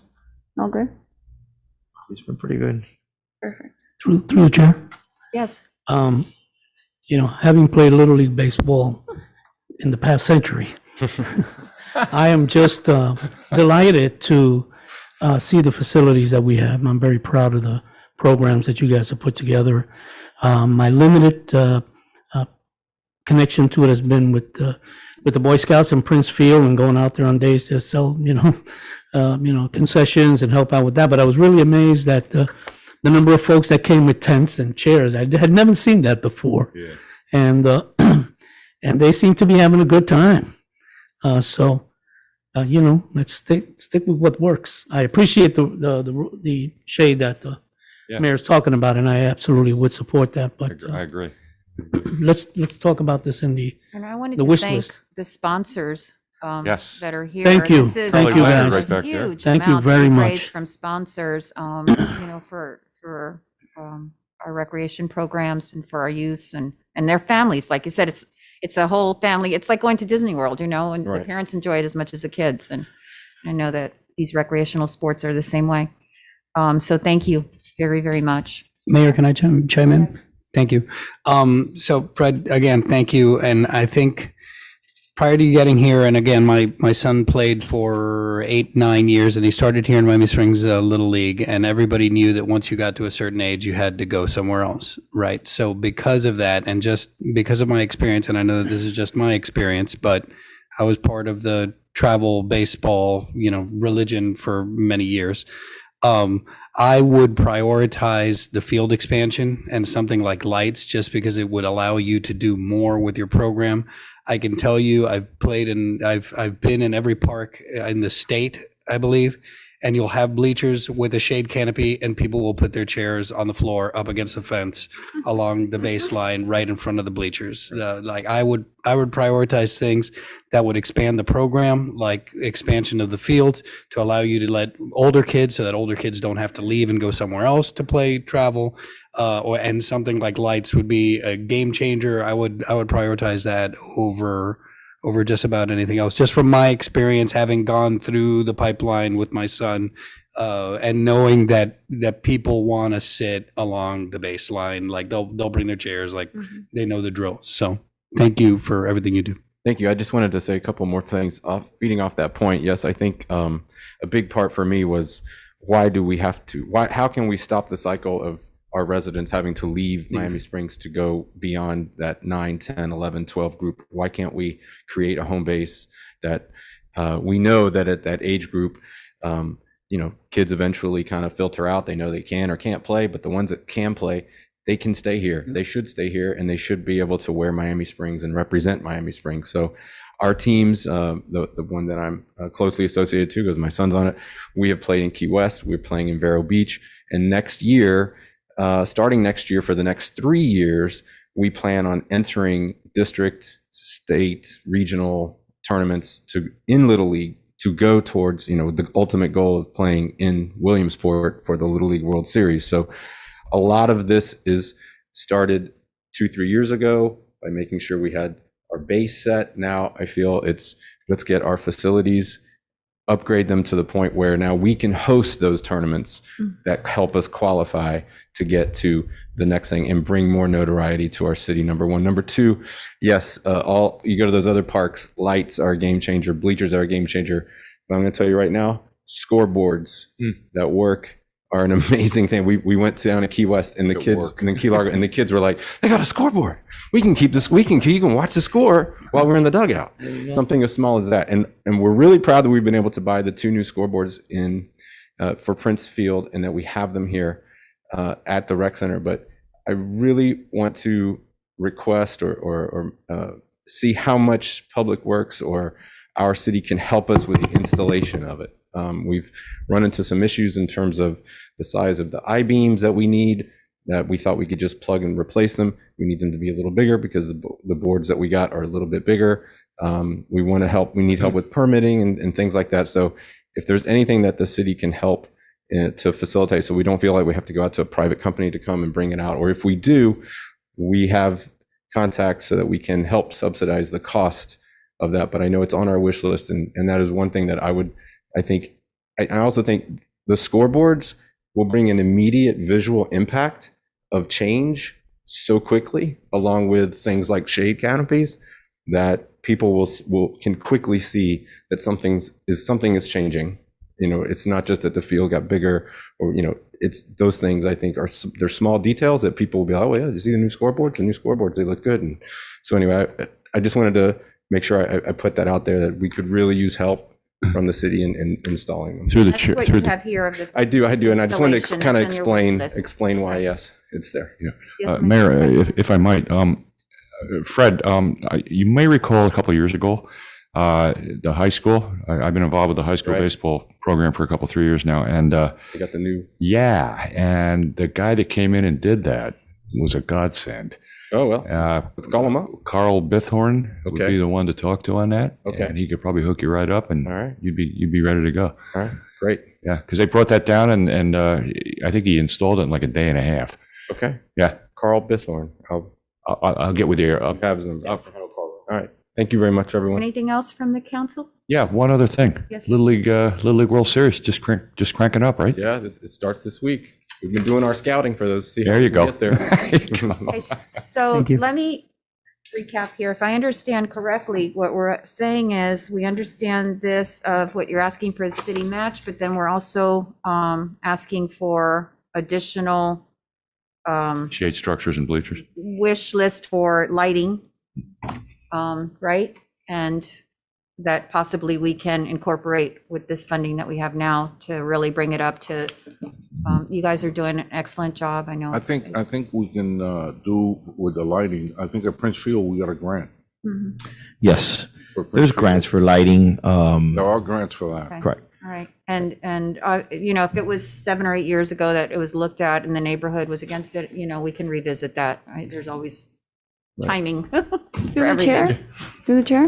Yes. And I think with these lighting, it's not gonna be on all the time. It'll just be on a timer or just used when there's something going on, and there's a that's not game. every day. Correct. They're only going to be used if there's a game or something like that, and we have by code we have to have the lights off by 9:30 anyway. Right.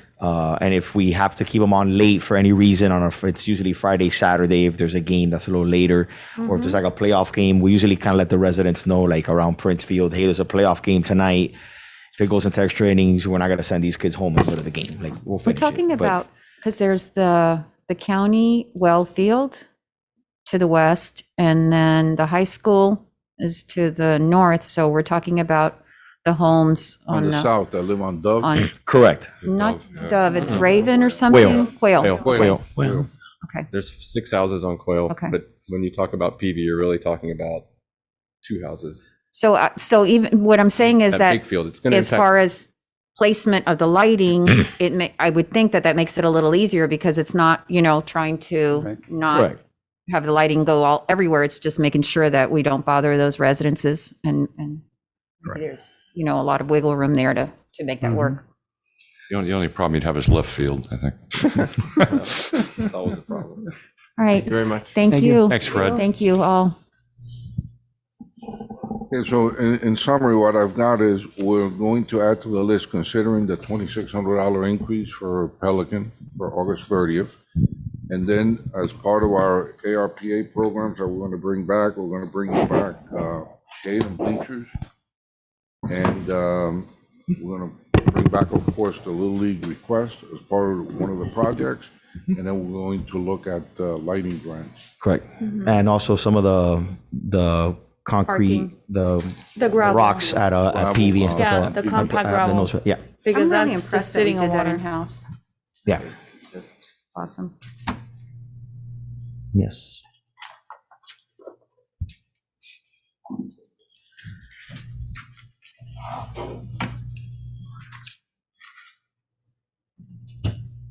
We just want a truck. Oh, well, So I saw. It's already in the budget. let's see, that is something I wanted to discuss. You're getting a truck.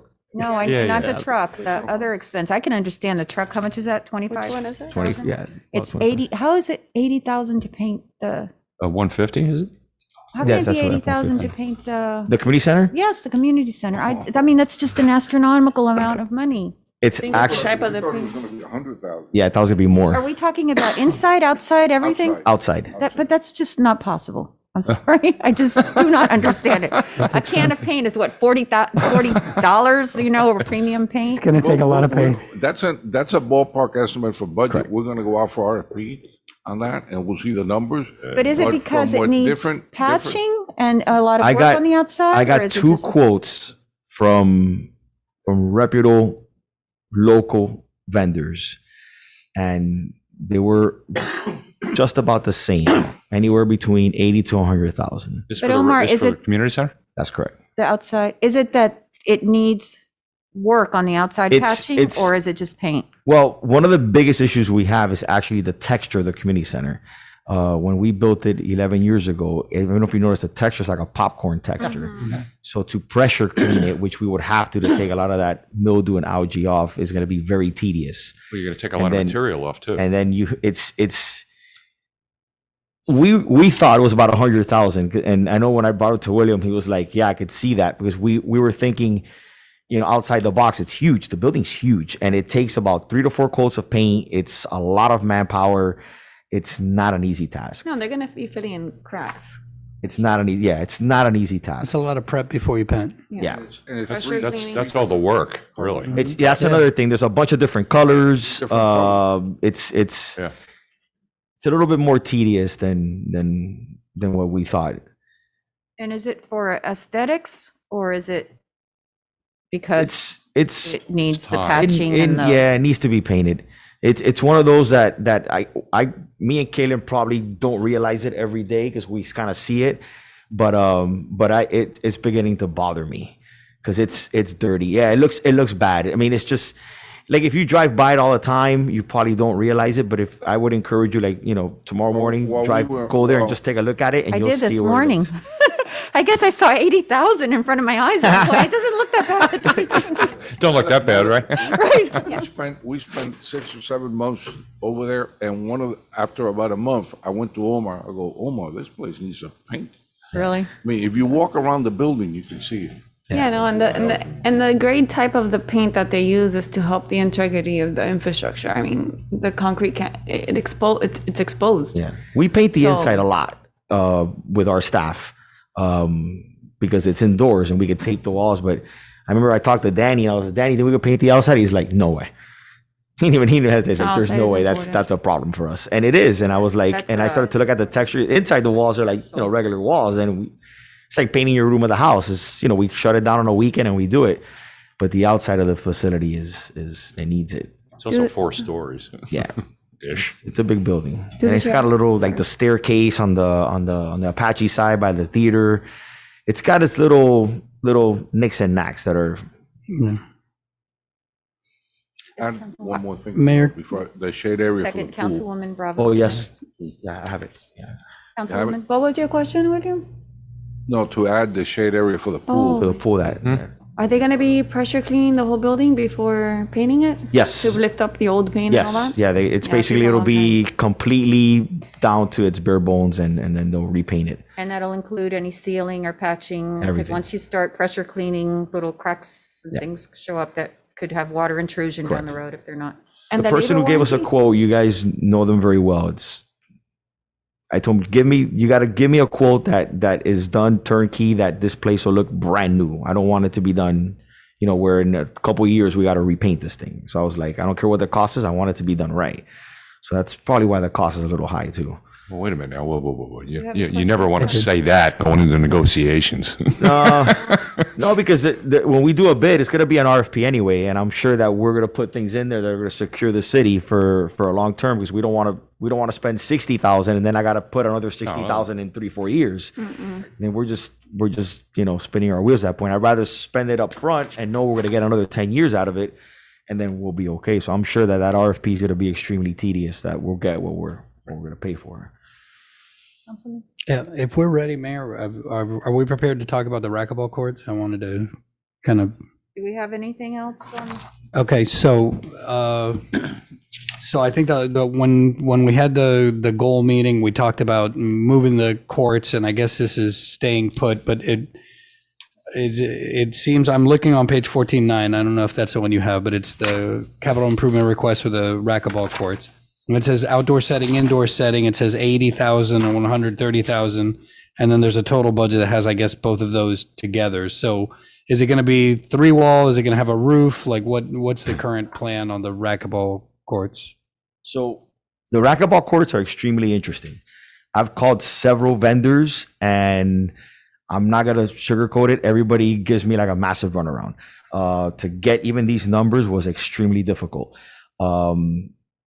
The racquetball courts, the people I call, they want plans. They want to know what we want to do. Like those questions: 3 wall, 2 wall. What are we doing? So I tell them, listen, we're looking. If we do outdoors, it'll probably be 3 wall. If we do indoors, it'll be 4 with a roof. So they've given me cost, but they won't give me a hard cost. They just won't. They want to see the area, which one guy came down from West Palm. They want a soil sample, which they want a bunch of things that I'm like, well, I just need a cost. I need an average. And so they're like, well, about 150,000. Okay. So it's been extremely difficult. I even called William one day. I'm like, I'm like, do you know anybody else with racquetball courts? Because I can't get anybody to give me a legit quote. So the few people that I have I even contacted, I'm in a group chat with a bunch of directors from Miami. I'm like, has anybody done racquetball courts in the past like 3 to 5 years? You know anybody in Coral Gables? Yeah. Recreation wise? Yeah. They got a nice set of racquetball courts. Yeah, but they haven't been done in the past. I They know. were done 10, 12 years ago. So the cost is I got you. yeah. So that's why I said, has anybody done anything in the past 3 to 5 years? And no one's done racquetball courts. Even the beach, which I know the director there really well. He's like, the last time we did them were like 12 years ago, and they redid them. They had them from before. Yeah. So this is one of those that we'll do an RFP, and the cost could be lower, or it could be much higher. That's why we budgeted for the outdoor setting. Omar had about 80,000. I put in 100,000 just in case. Because we did consider the roof one, but Omar had some concerns about safety and More operational. I don't like the roof. It encloses the area for safety reasons. It's anybody can go in there, and it's just not. I personally don't like it Omar, unless it's indoors, or we could really put it somewhere where we could watch what's going on. It creates a safety issue. but we have the roof one right now. Correct. That's what we have. Are we having problems with that? Are we having? Not really, because no one really uses them. But But we do have. I don't know. I'm just being honest. My but understanding is we have a core group of residents that use there are some. the indoor. It's Well, I just- mean, not indoor, of the four, I don't know what you call it. So right now we have like a 3/4 roof, right? And then the back Yeah. wall doesn't go all the way up. It's like a fence. Correct. It has like a fence on it. Right. Yeah. So I used to be part of that core group, and if you do 3-wall, that core group isn't going to go there anymore. That's a different game. So and that's something we mentioned before, right? So And I think is you this something we can? I guess my question is, is this something we can kick down the road? Like, I mean, is it falling apart? I mean, it doesn't have a lot of patronage. I don't think. I think it just has like a core group of people. But I feel like if we don't do something that has 4 walls, you're not even gonna. Those people won't come back to like 4-wall racquetball people is one thing, and then 3-wall is Totally a completely different thing. So those people aren't even gonna go there anymore.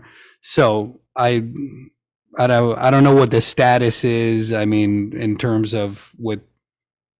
I don't know. Well, let me just mention, I've spoken with, I'll say a representative of the core group, who uses, they're the ones that use it. I think they've been extremely patient in, using the condition of, everything else we have recreation wise in the city is at a much different level than, and even, and I want to mention this before I forget, if we don't do anything with the racquetball courts, when we redo the tennis courts, we have to redo that surface area there. That is just, if you've walked there, it's like we redo the tennis court, and then you're into another world. Correct. Of the path going over there has Very not been- slippery. Pardon me? It's very slippery actually when it rains. Well, and it's just, there's, a path that just, I don't know, was probably resurfaced 20 or 30 years ago. I don't even know. So, we need to include with whatever we do with resurfacing in the tennis court is resurfacing the walkway into the racquetball court.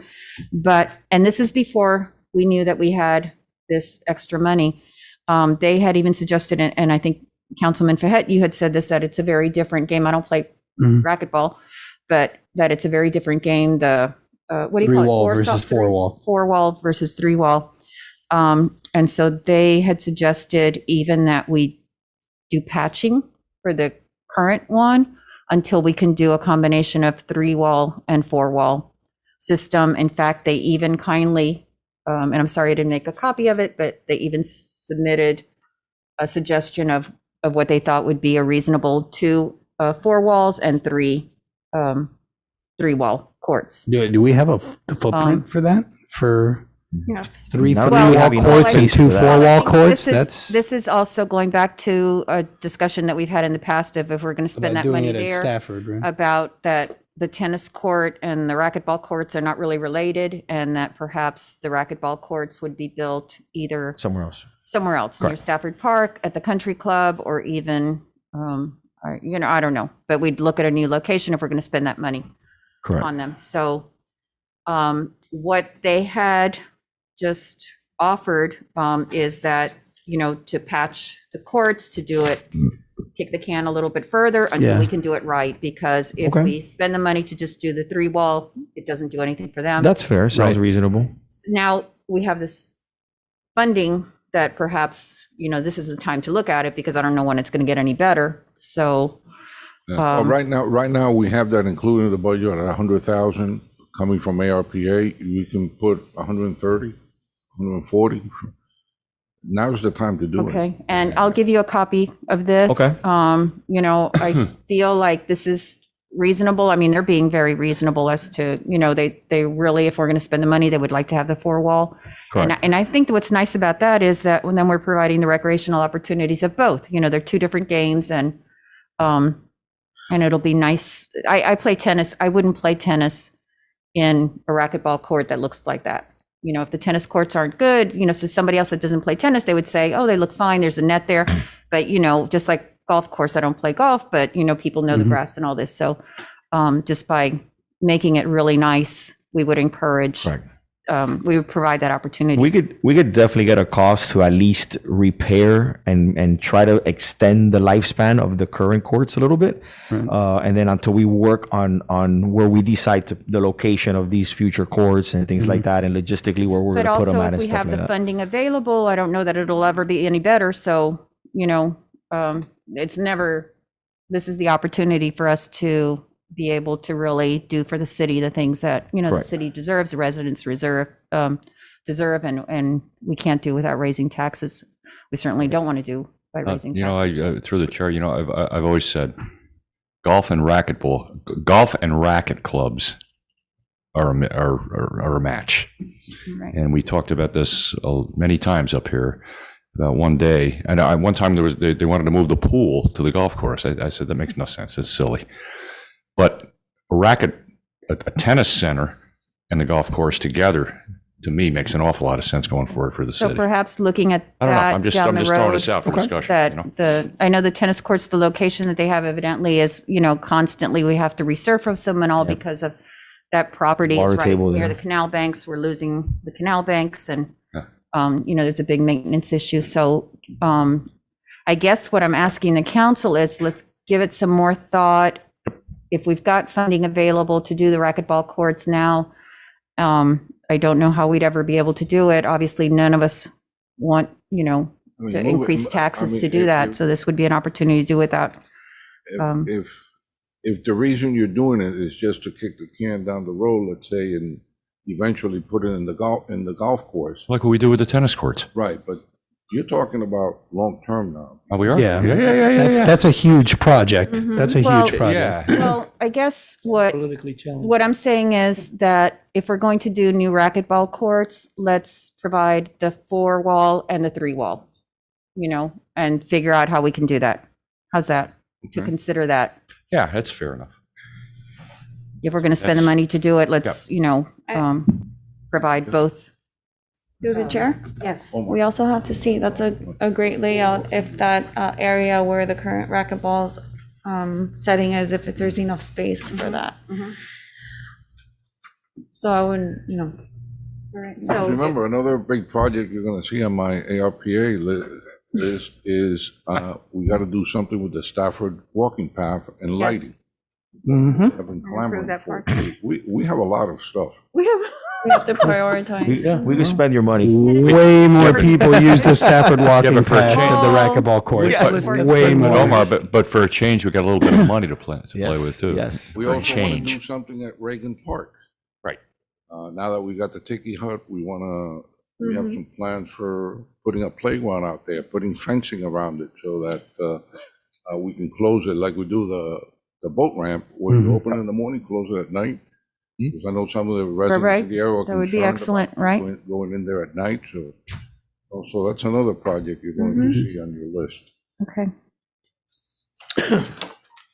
Okay. So Mayor, so then are you guys going to look into repairs to kind of like extend, like you were saying, for what we? Said rebuild it with the 4-wall, 3-wall. With this But combination, that if would we have- mean putting it somewhere else, I mean, I just feel like that's a huge, The item, we need to see how much space. putting we it have. somewhere else Well, is you're a, saying is a, space-wise. yeah, because like it's that's not going to fit where the racquetball courts are now. Could it fit 2 indoor and, 2 4-wall and 2, well, just look this is 3 wall and 2. Yeah, I mean, that's, Four-wall. right now there's 2 and that's all the space you got. There's 2 4-wall. It's 2 and you're right on top of the canal. Right, and you're at the cliff. Yes. So You're there's literally at no the cliff. space for that. I'm not saying that I'm not in favor of something like that, but that means we got to find somewhere Correct. to put it. Yeah, And location. that's a much costlier, bigger Well- project and proposition. Could you look and see, because Oh, we're absolutely. discussing it right now, just give it some thought, and then for our next budget meeting at the end of August, we're Yeah. all There's a willing couple to of ideas listen. I would have for that type of design. Stafford Park would be one. That open area by where between that baseball field and the playground, where there's a lot of tree canopy there now. We'd have to, get rid of some trees and build that out, or the golf course. However, if we were to do that at the golf course, I would tell you then we need to really consider kind of how what we did with the concrete pads at Prince, where we did like first phase and hoping for the next phase. So where we would put those racquetball courts, I would probably recommend that we consider leaving enough space that we could tie in those racquetball courts to eventually a tennis center facility. So that they might look like a sore thumb now, but maybe it's phase 1 to then phase 2, where then we have enough space that we could add the tennis courts with a pro shop, restrooms, etc. down the road, if we were to consider that option at the golf course. But I think if we're just thinking racquetball isolated, Stafford Park actually has a decent amount of space, and there's a parking lot there and everything, and it'll beautify that park a little bit better. And then I think with William, if we were to enhance the walking path with bollards, Do it then tandem. I think it'll look really nice. And also that would be in line with what we've been trying to do for several years, is just improve the amenities on the east side of Miami Springs, of give them, more recreational amenities, and, and just kind of make Miami Springs more as a whole, have these opportunities. It'll look nice there with those 2 projects tied together. Stafford is a really nice park. So Omar, I'll give you a copy of this, and if you could just, I guess, are we in agreement that for the meeting at the end of August? I just had one question on that. I'm sorry to go back. My issue is Stafford.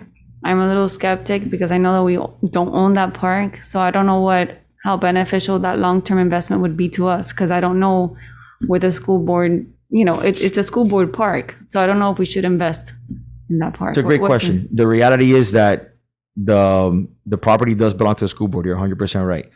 There's no denying that. Do I think the school board will take the property away from us? Never. It's going to be an absolutely political nightmare for them that they take away what's considered a community park in a city that's being used on a daily basis. You guys are sitting up here as council members. Put yourself in a school board position and someone says they're going to take away a park. How many people are going to show up to that meeting from this city taking away that park? I don't think it's a risk at all, if you're asking me. That park's been there for how many years, and the school board's never even asked us for anything.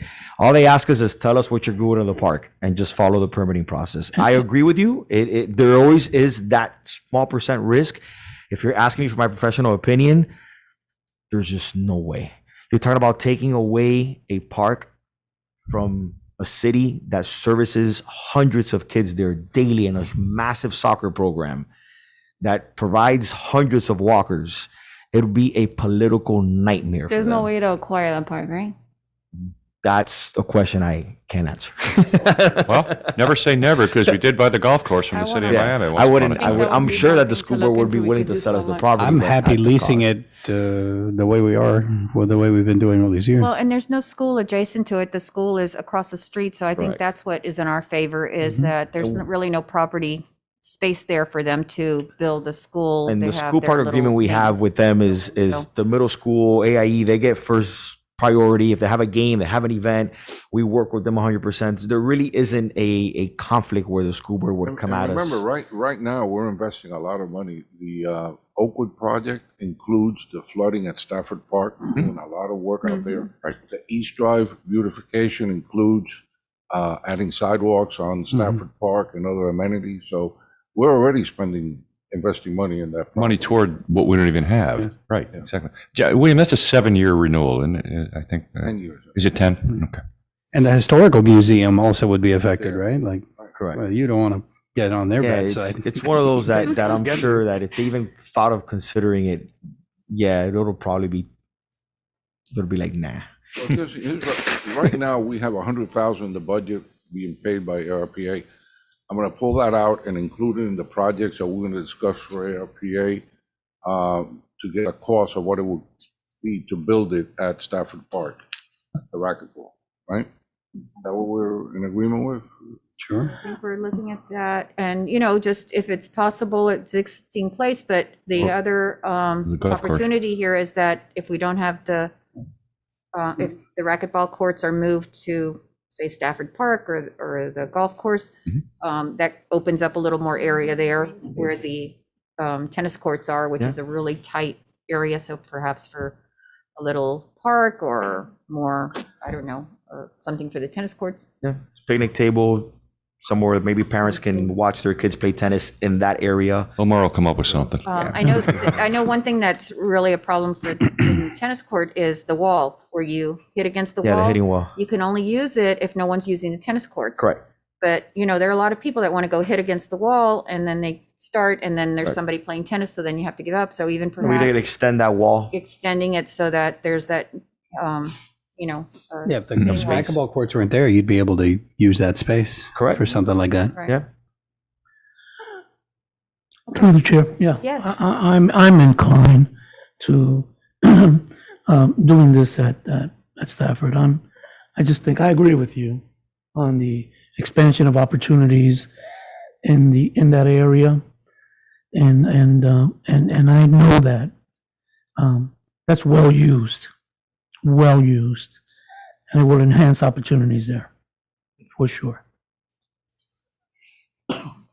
Thank you, Councilman. All right, anything else? So what else do we have with recreation?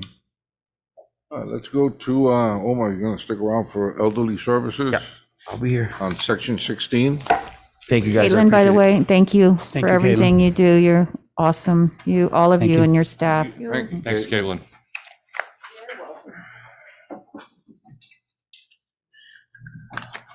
Thank you, Omar. You're Section awesome. 16, you have the budget for the senior center. It's, the proposed budget is about 137,000 or 15.8% higher than 2021.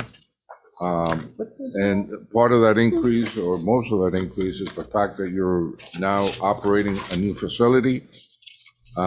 Includes costs for new senior center building, as well as additional staffing for administration, as well as health, fitness, and art instructors. The center will also be receiving $215,000 in LSP funding approved by the state this year, which is a significant part of the total budgeted expenditure increase. And also, her department has part-time staff that is also affected by the $10 minimum wage. So this year, the subsidy from the city is about $463,000 for the operation. And you'll see her budget on pages 16.7 through 16.9.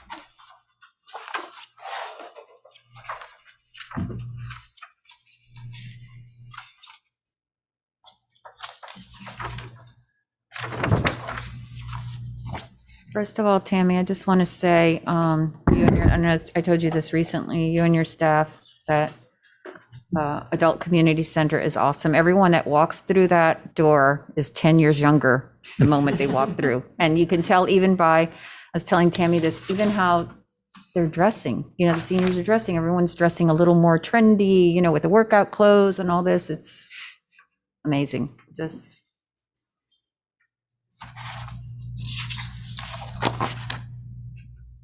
So many opportunities too, so many classes, so many of the activities there, where you used to go to the old senior center and it was just there for lunch and maybe a little class half hour before, and now the people just go and hang out and sit there and chat and catch up and then wait for classes to start, and the attendance at the classes they're all full, right?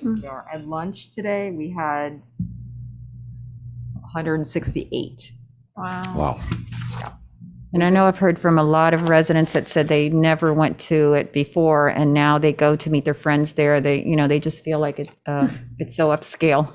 Right, right. It's a great place to socialize, Yes. and being able to see how it's built and see into the gym and see into the fitness room and see what other people are doing. And I think that younger crowd too that comes in also kind of Younger, like 50s, right? right it encourages our 90-year-olds to up their game a little bit. It does. It really does. 50s. I remember going to that as a child. We would go from the rec center before when the gym, it was a box of heat. And we would go over there for either arts and crafts or eat lunch. And I always remember either looking at the little books and like those old little shelves. There was a piano. We had the jealousy windows, and now it's just beautiful. Right. No, it's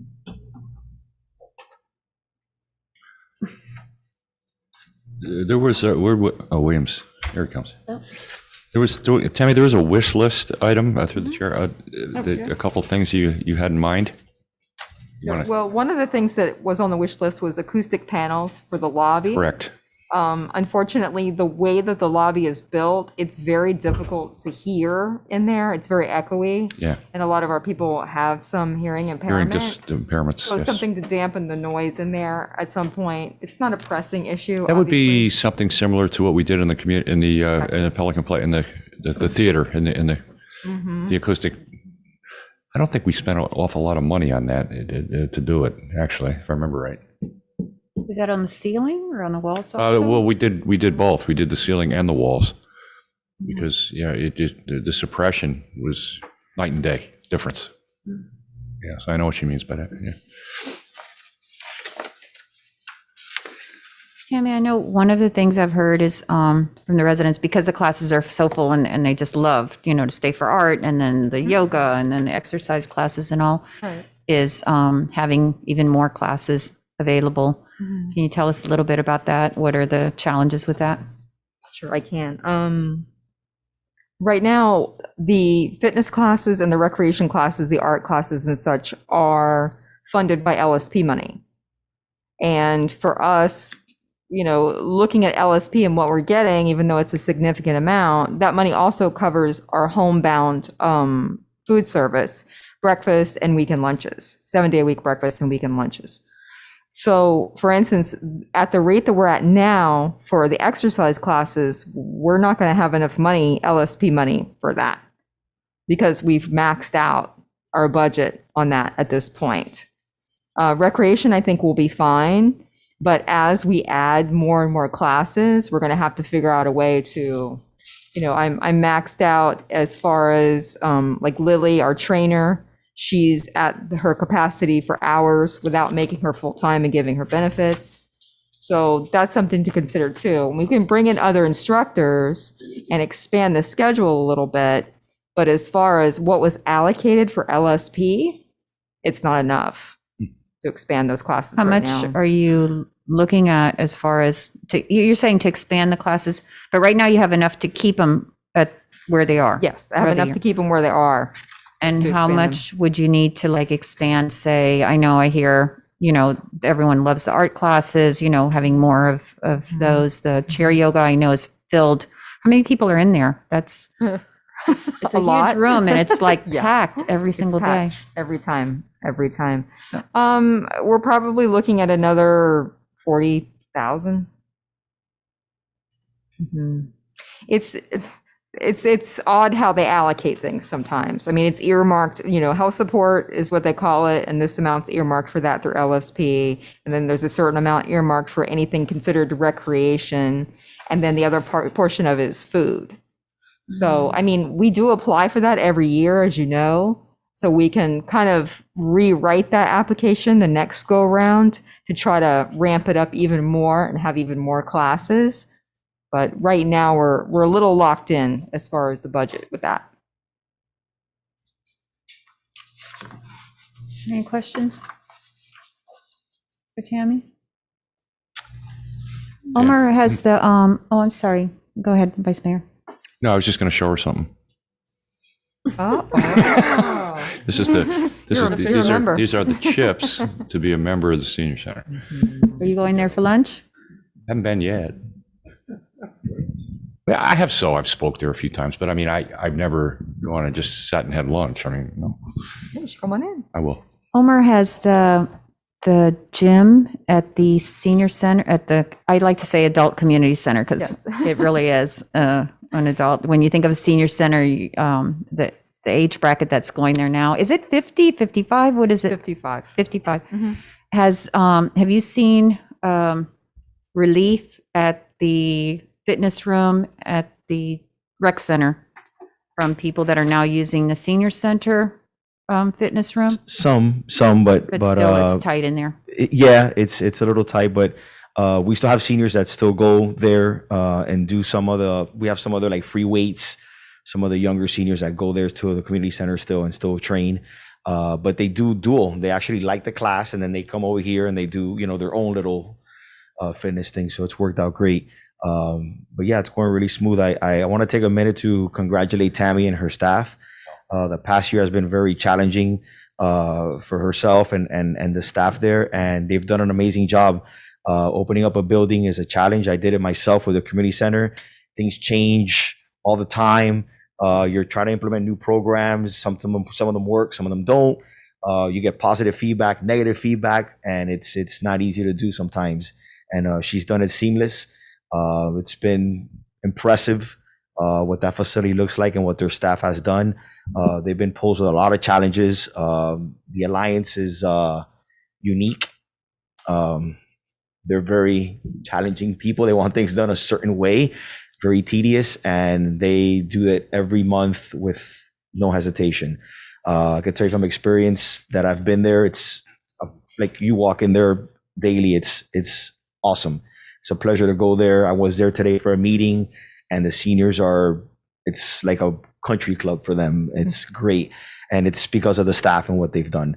And the support you guys gave them with building it. So it's very impressive facility, and we thank you as a department. And I want to congratulate Tammy and her staff. They've done an amazing job. And the place is beautiful, and they've done an excellent job. Major asset to the city, no question.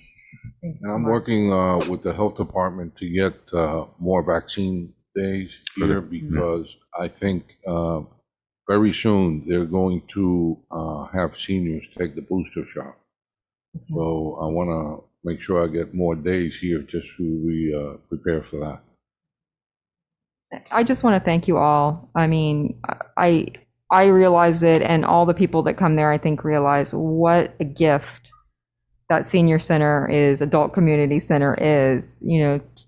Most places don't have the meal program, and they don't have a facility like that. And the addition of the My Senior Center program, the software that you all provided for us, has been such a blessing. It is so easy for us to track with the little key fobs and really run reports and keep on top of things. And it's just been a real pleasure. And I just want to say thank you. Thank you for that opportunity. It is a little bit like a country club in there sometimes. I walked into the dining room today and everybody sang happy birthday to me, which really, made me very embarrassed, but it was very, very sweet. Thank you. And I think the nicest thing that I've heard so far, somebody came in one day and she said, I have to tell you that whenever I come here, I feel embraced. Wow. I feel loved, and that's the goal. There are the things that are behind the scenes, the Alliance, the financial things that we have to keep up with, but that's our reason for being there. So I just want to say thank you. How many people you have for lunch now? Yeah, 168 today. 168? Today. We were at 150 for a while, and the Alliance actually asked me, is this increase in COVID affecting your attendance numbers? And I said, no. Yeah, it's increasing them. It's helping it. And what we did too, we used to have a set lunch hour, and we used to call tables. It was a little regimented. And I was joking with everybody that now we're like Piccadilly Cafeteria, that you can come anytime between 11 and 2. So that gives you the flexibility of going to yoga or taking an art class or doing something else or meeting up with friends and say, I want to eat at 12:30. You can come at 12:30 and spend as much time. The other funny story, and then I'll stop talking, is we have our kitchen staff now. They bust the tables in the dining room. They come and they get the trays because a lot of people do have difficulty with that. And I had somebody tell me, the service here is fantastic. And a couple of people kept trying to leave change on the table for the kitchen staff, which I thought. Tips on the Yeah, table. tips on the table, which I thought was really sweet. Funny. too.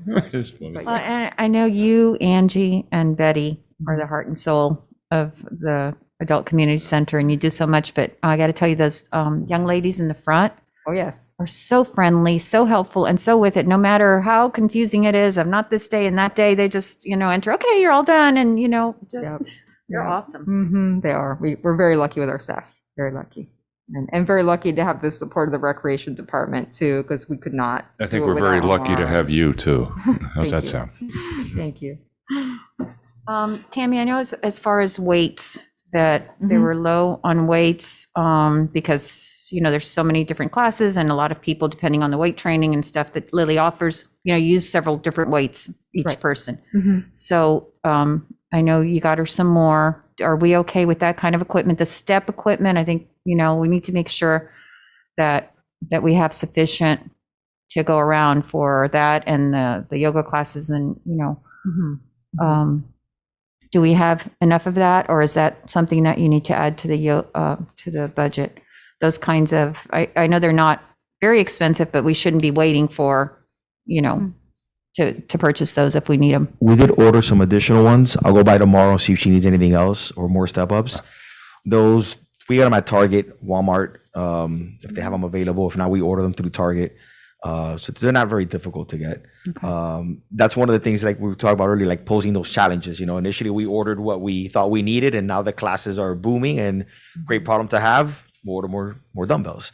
So that's something that for us it's a blessing. If we need to order more dumbbells because we have more seniors working out, that's awesome. It's an easy drive to Target and Hialeah, except when Okeechobee has traffic. We'll be all right. Any other questions for Omar? I have none, Mayor. Thank you, Or for Tammy Tammy? and Omar. All right. Thank you, guys. Thank Thanks, you Tam. so much. Thank you, guys. All right, next, section 9, police. Chief?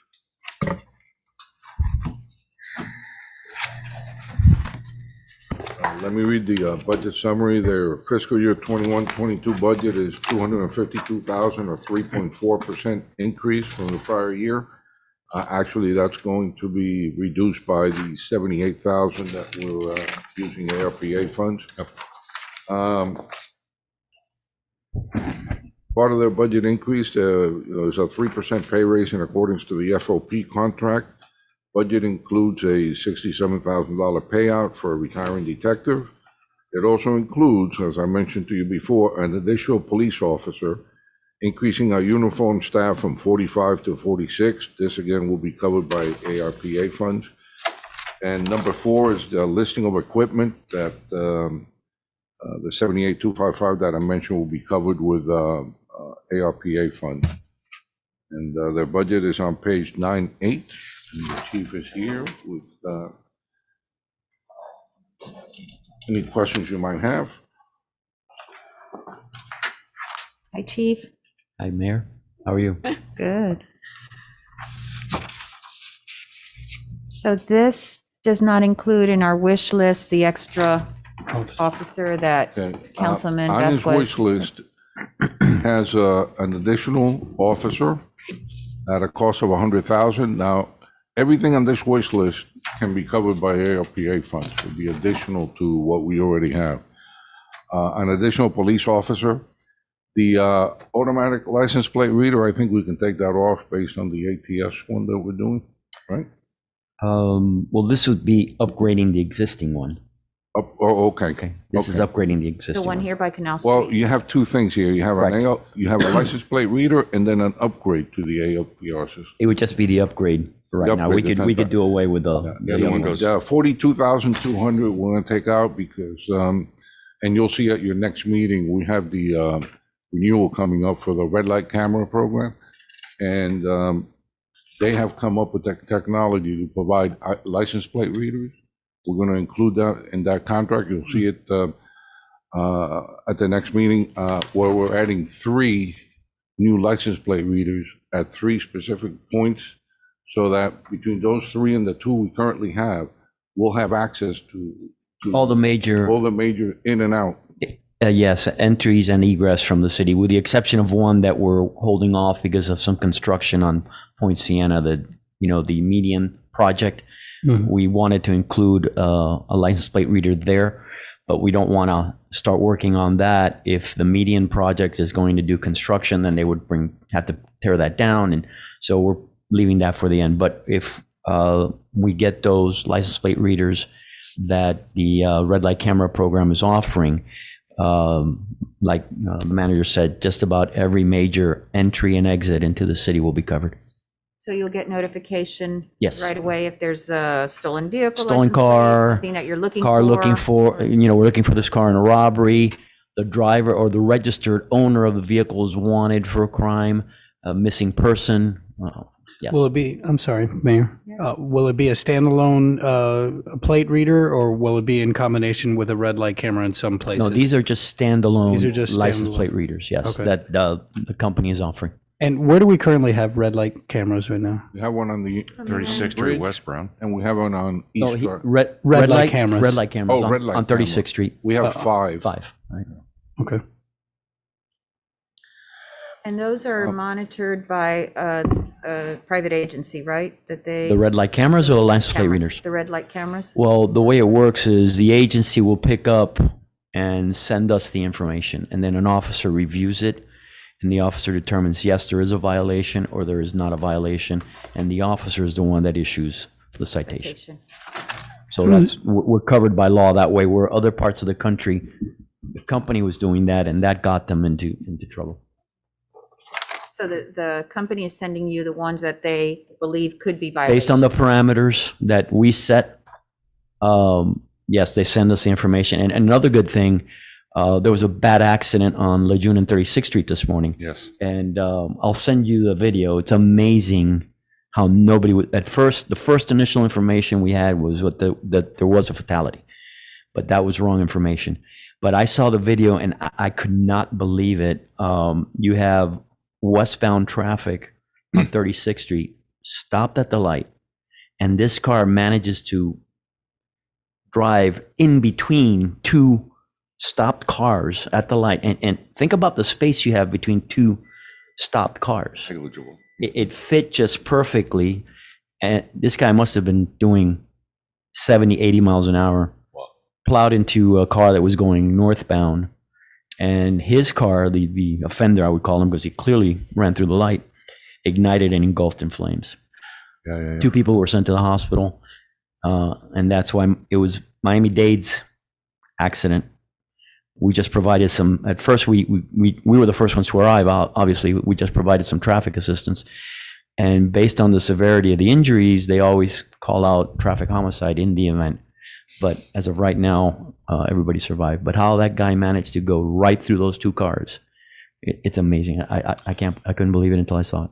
Chief, I saw that this morning coming back from the VA. sorry? I said I saw that this morning coming back from the VA. Mhm. I went by there, and they had the two cars that were involved in the accident. One was a SUV, I think, and the other was a half of a car that was left. Yes. Yeah.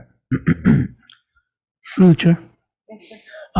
Chief, in reading, about the accomplishments, particularly these, being able to read the tags and getting immediate information about a problem Yes. or an issue that you need to stop that vehicle, that in addition, there's been a considerable amount of stops that also led to secondary and tertiary issues with someone.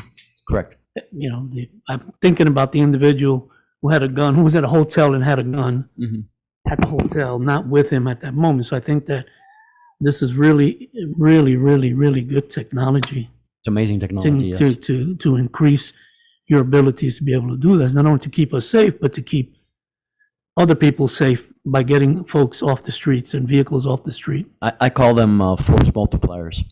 It's incredible. Think about those cameras as if there's a police officer there 24 hours a day, 7 days a week. And just basically all these tags are being processed at incredible rate of speed. Incredible. And one of the things on the wish list is body cameras for all our officers. And I know the chief is working on a grant At the federal government, I guess, or Homeland Well, there's two Security? grants. There's one through the Department of Justice, and the state of Florida also has some grants. They just closed their cycle, but they're starting the new cycle. So we're keeping an eye on that grant to possibly go with the body-worn cameras. Chief, what's a price tag on a body camera? Just off the top of your head. I don't need the exact figure. Well, this We one budgeted company, $283,000. $283,000 That's for all the officers. for 35 officers. Yes, not for every single officer. For example, detectives, it really doesn't make sense for them to wear a camera. Some of our undercover officers doesn't make. I mean, you're a cop with a camera, so they wouldn't be wearing them. But a lot of the issue is not just the price of the camera, but the storage of the information, and also when you get a request for information from the video, certain editing that has to be done. If we stopped your car and you're driving and you're the focus of the issue, but you have passengers, we have to block them out if they're not involved in anything. So it's complicated. It's not as So easy. who does like that, the work behind the scenes to get it? Is our officers would do that or the company? It depends on which company we go with. Some companies will do it for you, and some larger agencies have an officer or a crew of officers just dedicated to do that. So we'd have to look at that. Chief, with these two positions right now, and because we have one that's we're funding and another one on our wish list that hopefully we can fund, what do you anticipate you'll be able to devote more attention to, that it's kind of sidelines maybe that you, with these two positions? One of the areas that luckily we really don't have issues in, and I knock on wood, but I based on the issues that we are having in other areas, we really don't pay a lot of attention to, but it's a quiet area, is the west area of the city. To be honest with you, with all the issues on 36th Street and the hotels, our officers are drawn to the calls and the things that occur there, that I really want to keep focus on the West End, because although it is quiet, every once in a while we'll get a spurt of car break-ins, for example, or we know that we have speeders on Ludlam and we can't address that as much as I would like to. So I think you've heard me say before, I don't think there's any chief in the United States that would turn down more officers. So you give me more cops and I'm going to put them to work. Through the chair. Yes. Go ahead. No, go ahead. Chief, how are you? Good, how are you? Good. When was, because I see here on the objectives on page 9.3, it says utilize grants and alternate funding sources to facilitate additional training and equipment to enhance terrorism preparedness, active shooter, etc. What was the last time, I'm new to this, so I'm just learning, the last time that the police department applied or received some sort of grant or fund? That's a good question, because we really don't have a grant writer per se, but off the top of my head, I know we've received grants in the past or we're actually working on a grant now for vests. We provide vests for the officers. One of the things with the vest grant is you have to have a policy that makes it mandatory for officers to wear vests.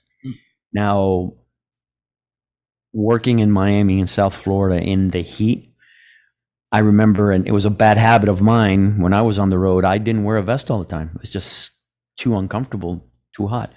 So not a lot of departments have mandatory policies that you got to wear a vest. Right. So I'm torn between that. Do I make it mandatory so that I can get the grants, or do I not make it mandatory and not get that grant? But as far as, I think the last time that Miami Springs, and correct me if I'm wrong, Mr. Alonso, was when we received grants to hire some officers. The COPS grant. The COPS grant, Yes, right. we hired 2 officers, but we've also gotten on an annual basis the burn grant. Yes, that's true. I'm sorry. You're right. The burn grant. And the burn grant, and I know we're applying now for a COPS grant for another officer, right? Correct.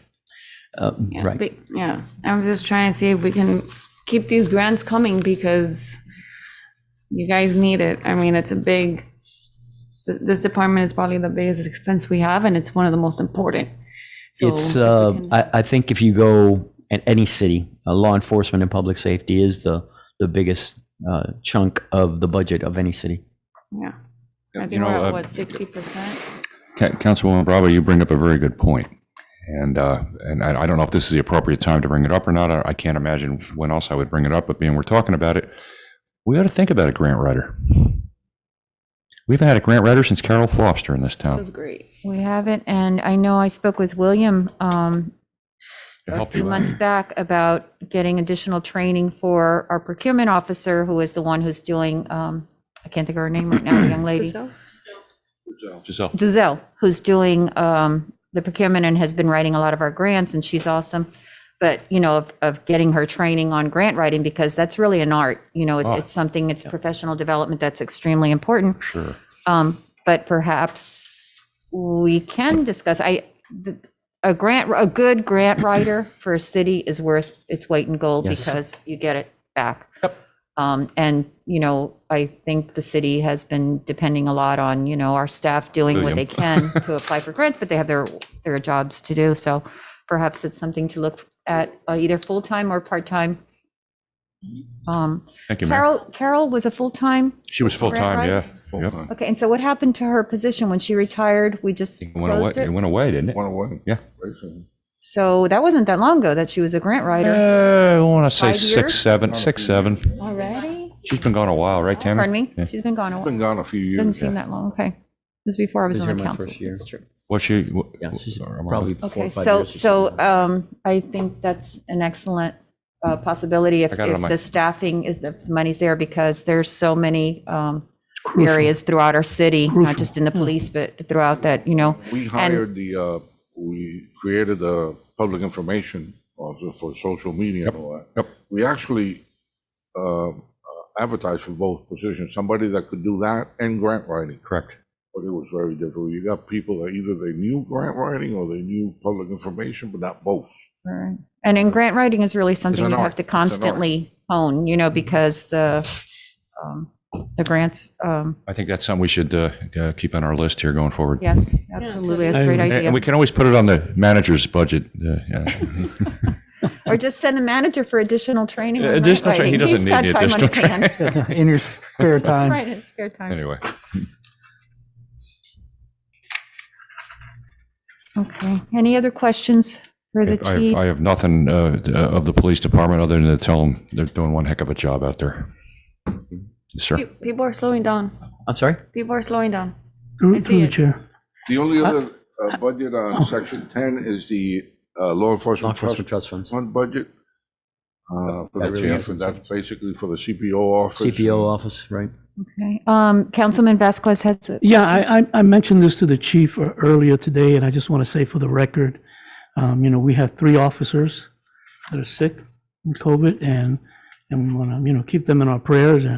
One is more sick than the other, but, you know, to have 3 officers in a staff of the size here, it's, Yeah.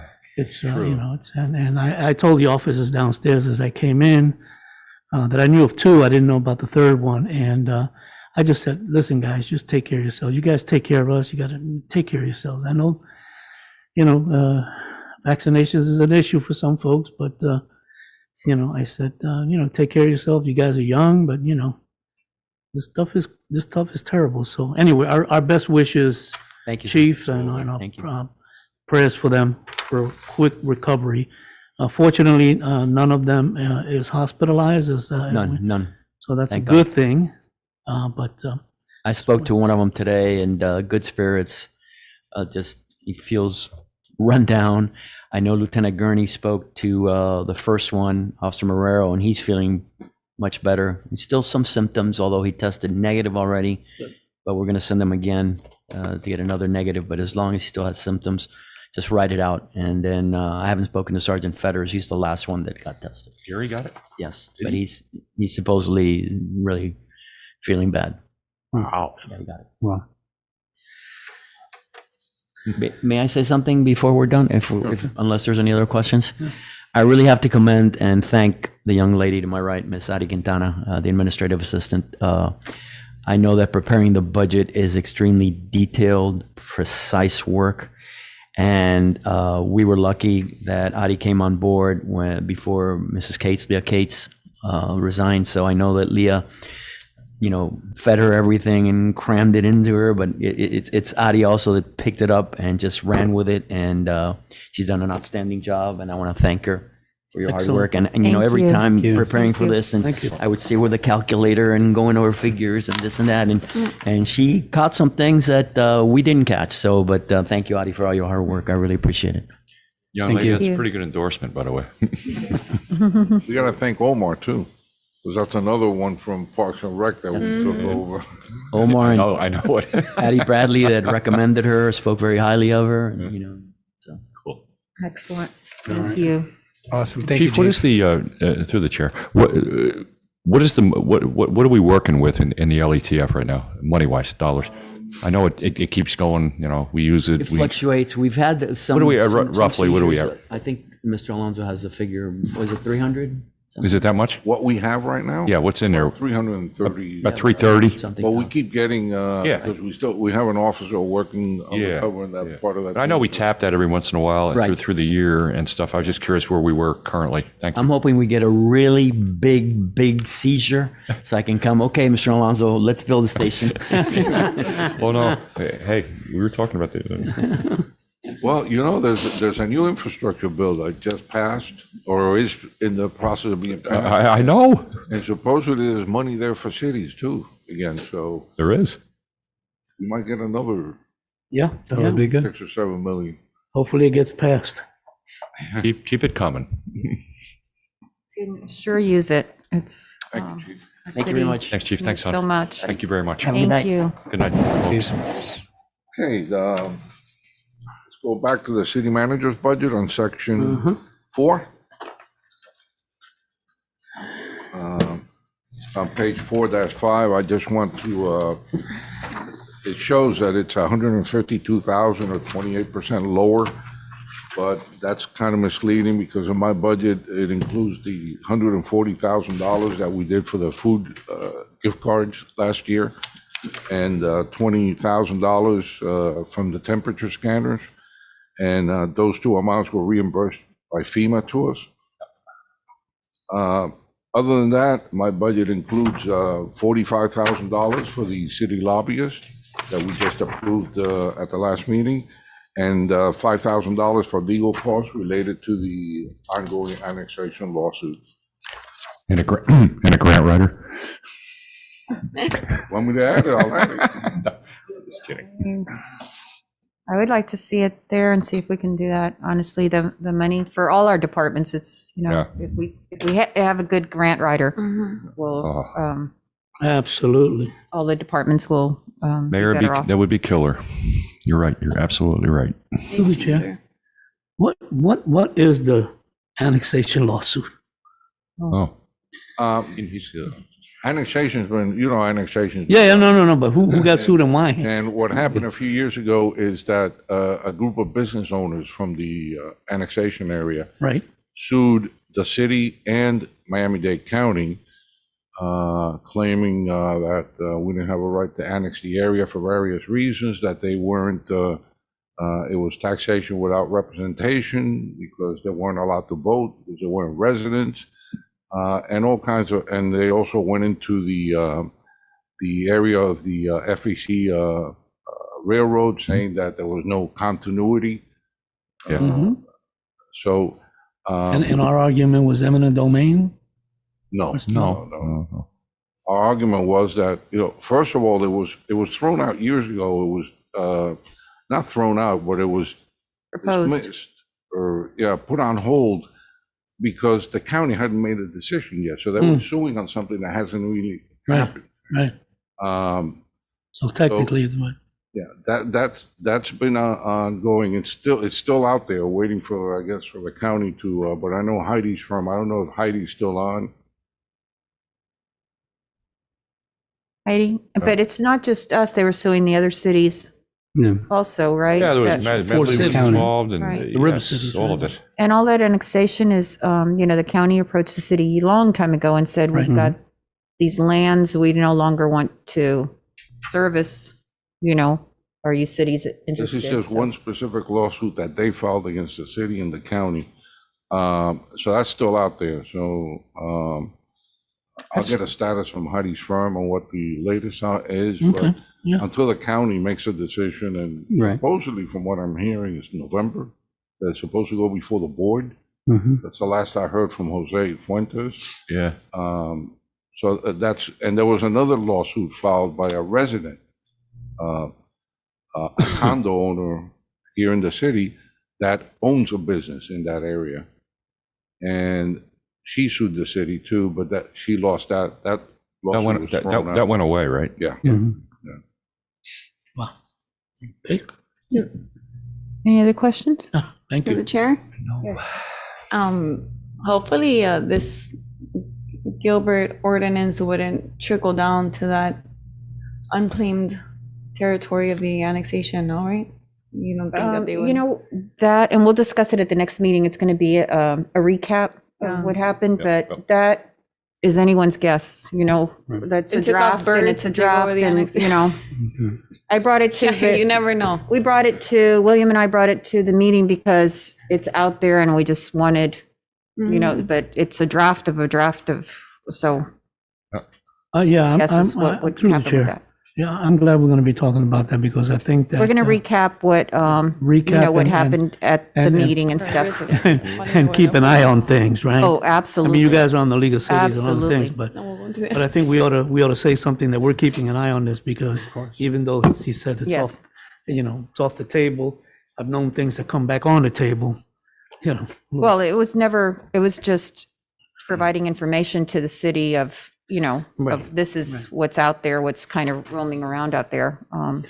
And then the commissioner decided to visit us and, Yeah. so, I don't know if you've been, but I know I've been there, and I know the mayor has gotten calls from people outside the city that are really said, you know, you guys did a hell of a job by bringing this out.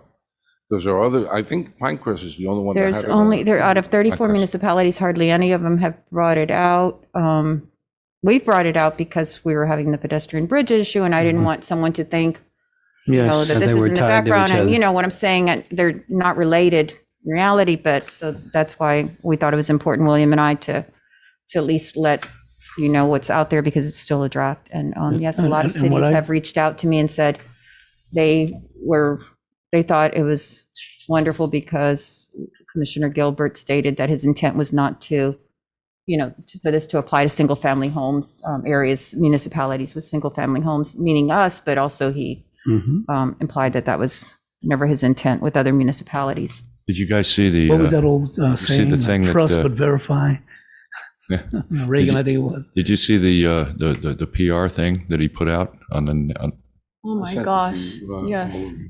No, it's Anyway, let's move on here. Yeah, let's move on. Section 18. Okay. Sorry. The final budget for tonight, just the debt service budget on page 18-3, and that just shows you the payments that are due. That includes all the debt that the city has on hand, which includes the community center, the aquatic center, and the new senior center loan, and other leases that we have, equipment leases that we've done in the past. So that's what's included in here.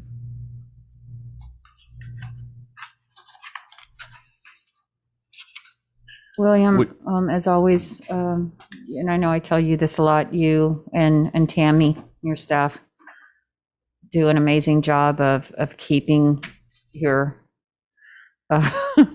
fingers, hands on everything that's happening in the city, and it's a lot of stuff, and behind the scenes, the stuff that's happening of just maintaining our city. I meant to say this when Omar was here, the last few mornings when I've been by the adult community center, the work that's going on every morning at Prince Field of just getting it ready from the night before, and it's Yeah. stuff we don't even realize. There's so many workers out there, you know, Joel every morning Watts and all those just guys, they're out there every day. getting it ready. I mean, the amount of maintenance that it takes to run our city to keep it, you know, Looking good. looking good and available for use the next day is really astounding. You know, we can't be everywhere all the time, and I appreciate, you know, if residents see something that it doesn't look right or anything, just call me, call Tammy, Yes. call Public Works, whatever, we'll get it done. That's it. Because like I said, we try to get at everything, but we Can't do it all. we can't. Possible. It's a community Literally. effort. You know, people would rather post that on Something. social media instead of calling us and letting Right. us know there's a problem. Yeah, right. I tell residents that all the time. I say, if you see something, don't assume we know it. Well, why isn't somebody doing something? We may, and we may be in the process of doing something about it, but, let the city know so we have an opportunity to either let you know, yes, we know about it, this is what's happening, or thanks for letting us know. We'll look into it. But again, y'all do, I'm always amazed at, plus the calm of William and Tammy. They're always just, I know. right? Yeah, I know. No matter, no fire is too big to handle. I think that's Not y'all's for those motto. guys. Anything else? No, that's it. I think Madam that's Chair, August just- 30th, pretty we got well our- Did you have No, I something, just, Councilman? not budget, I'm just been thinking here tonight, and I've been thinking about over the last couple of days, that schools are opening next week, and we got a number of schools here, and I know that Walter is, he's leading the school, and it's going to be a very challenging opening for everyone, and I want you guys to know that you're in our prayers, and there's some places where schools have already started, some other states, there've already been some issues with children getting sick and so forth, so, just brace for it, and we do what we can to support all the schools and the children from our city and from other places that come to our schools in our city. My son is graduated from Springs High, but he's at Miami-Dade in Hialeah, but I'm thinking about it. I'm thinking about children and schools and the staff and so forth, so. Thank you. Hard to believe that we're starting another school year. Just seems that school just still ended. And back to mask Yeah, and, this is, yeah. just. Remember hoping for tomorrow the we best. have Shred Day, Community Shred Day. Shred Day, yes. Community Center, 4 to Good. 7. Yes. So, I was talking to somebody about that today, actually. And the vaccinations are tomorrow too? Vaccinations are Vaccinations tomorrow, also. and like I said, I'm looking for an additional date. So I'll let you know on that, and just to give you a heads up, in October,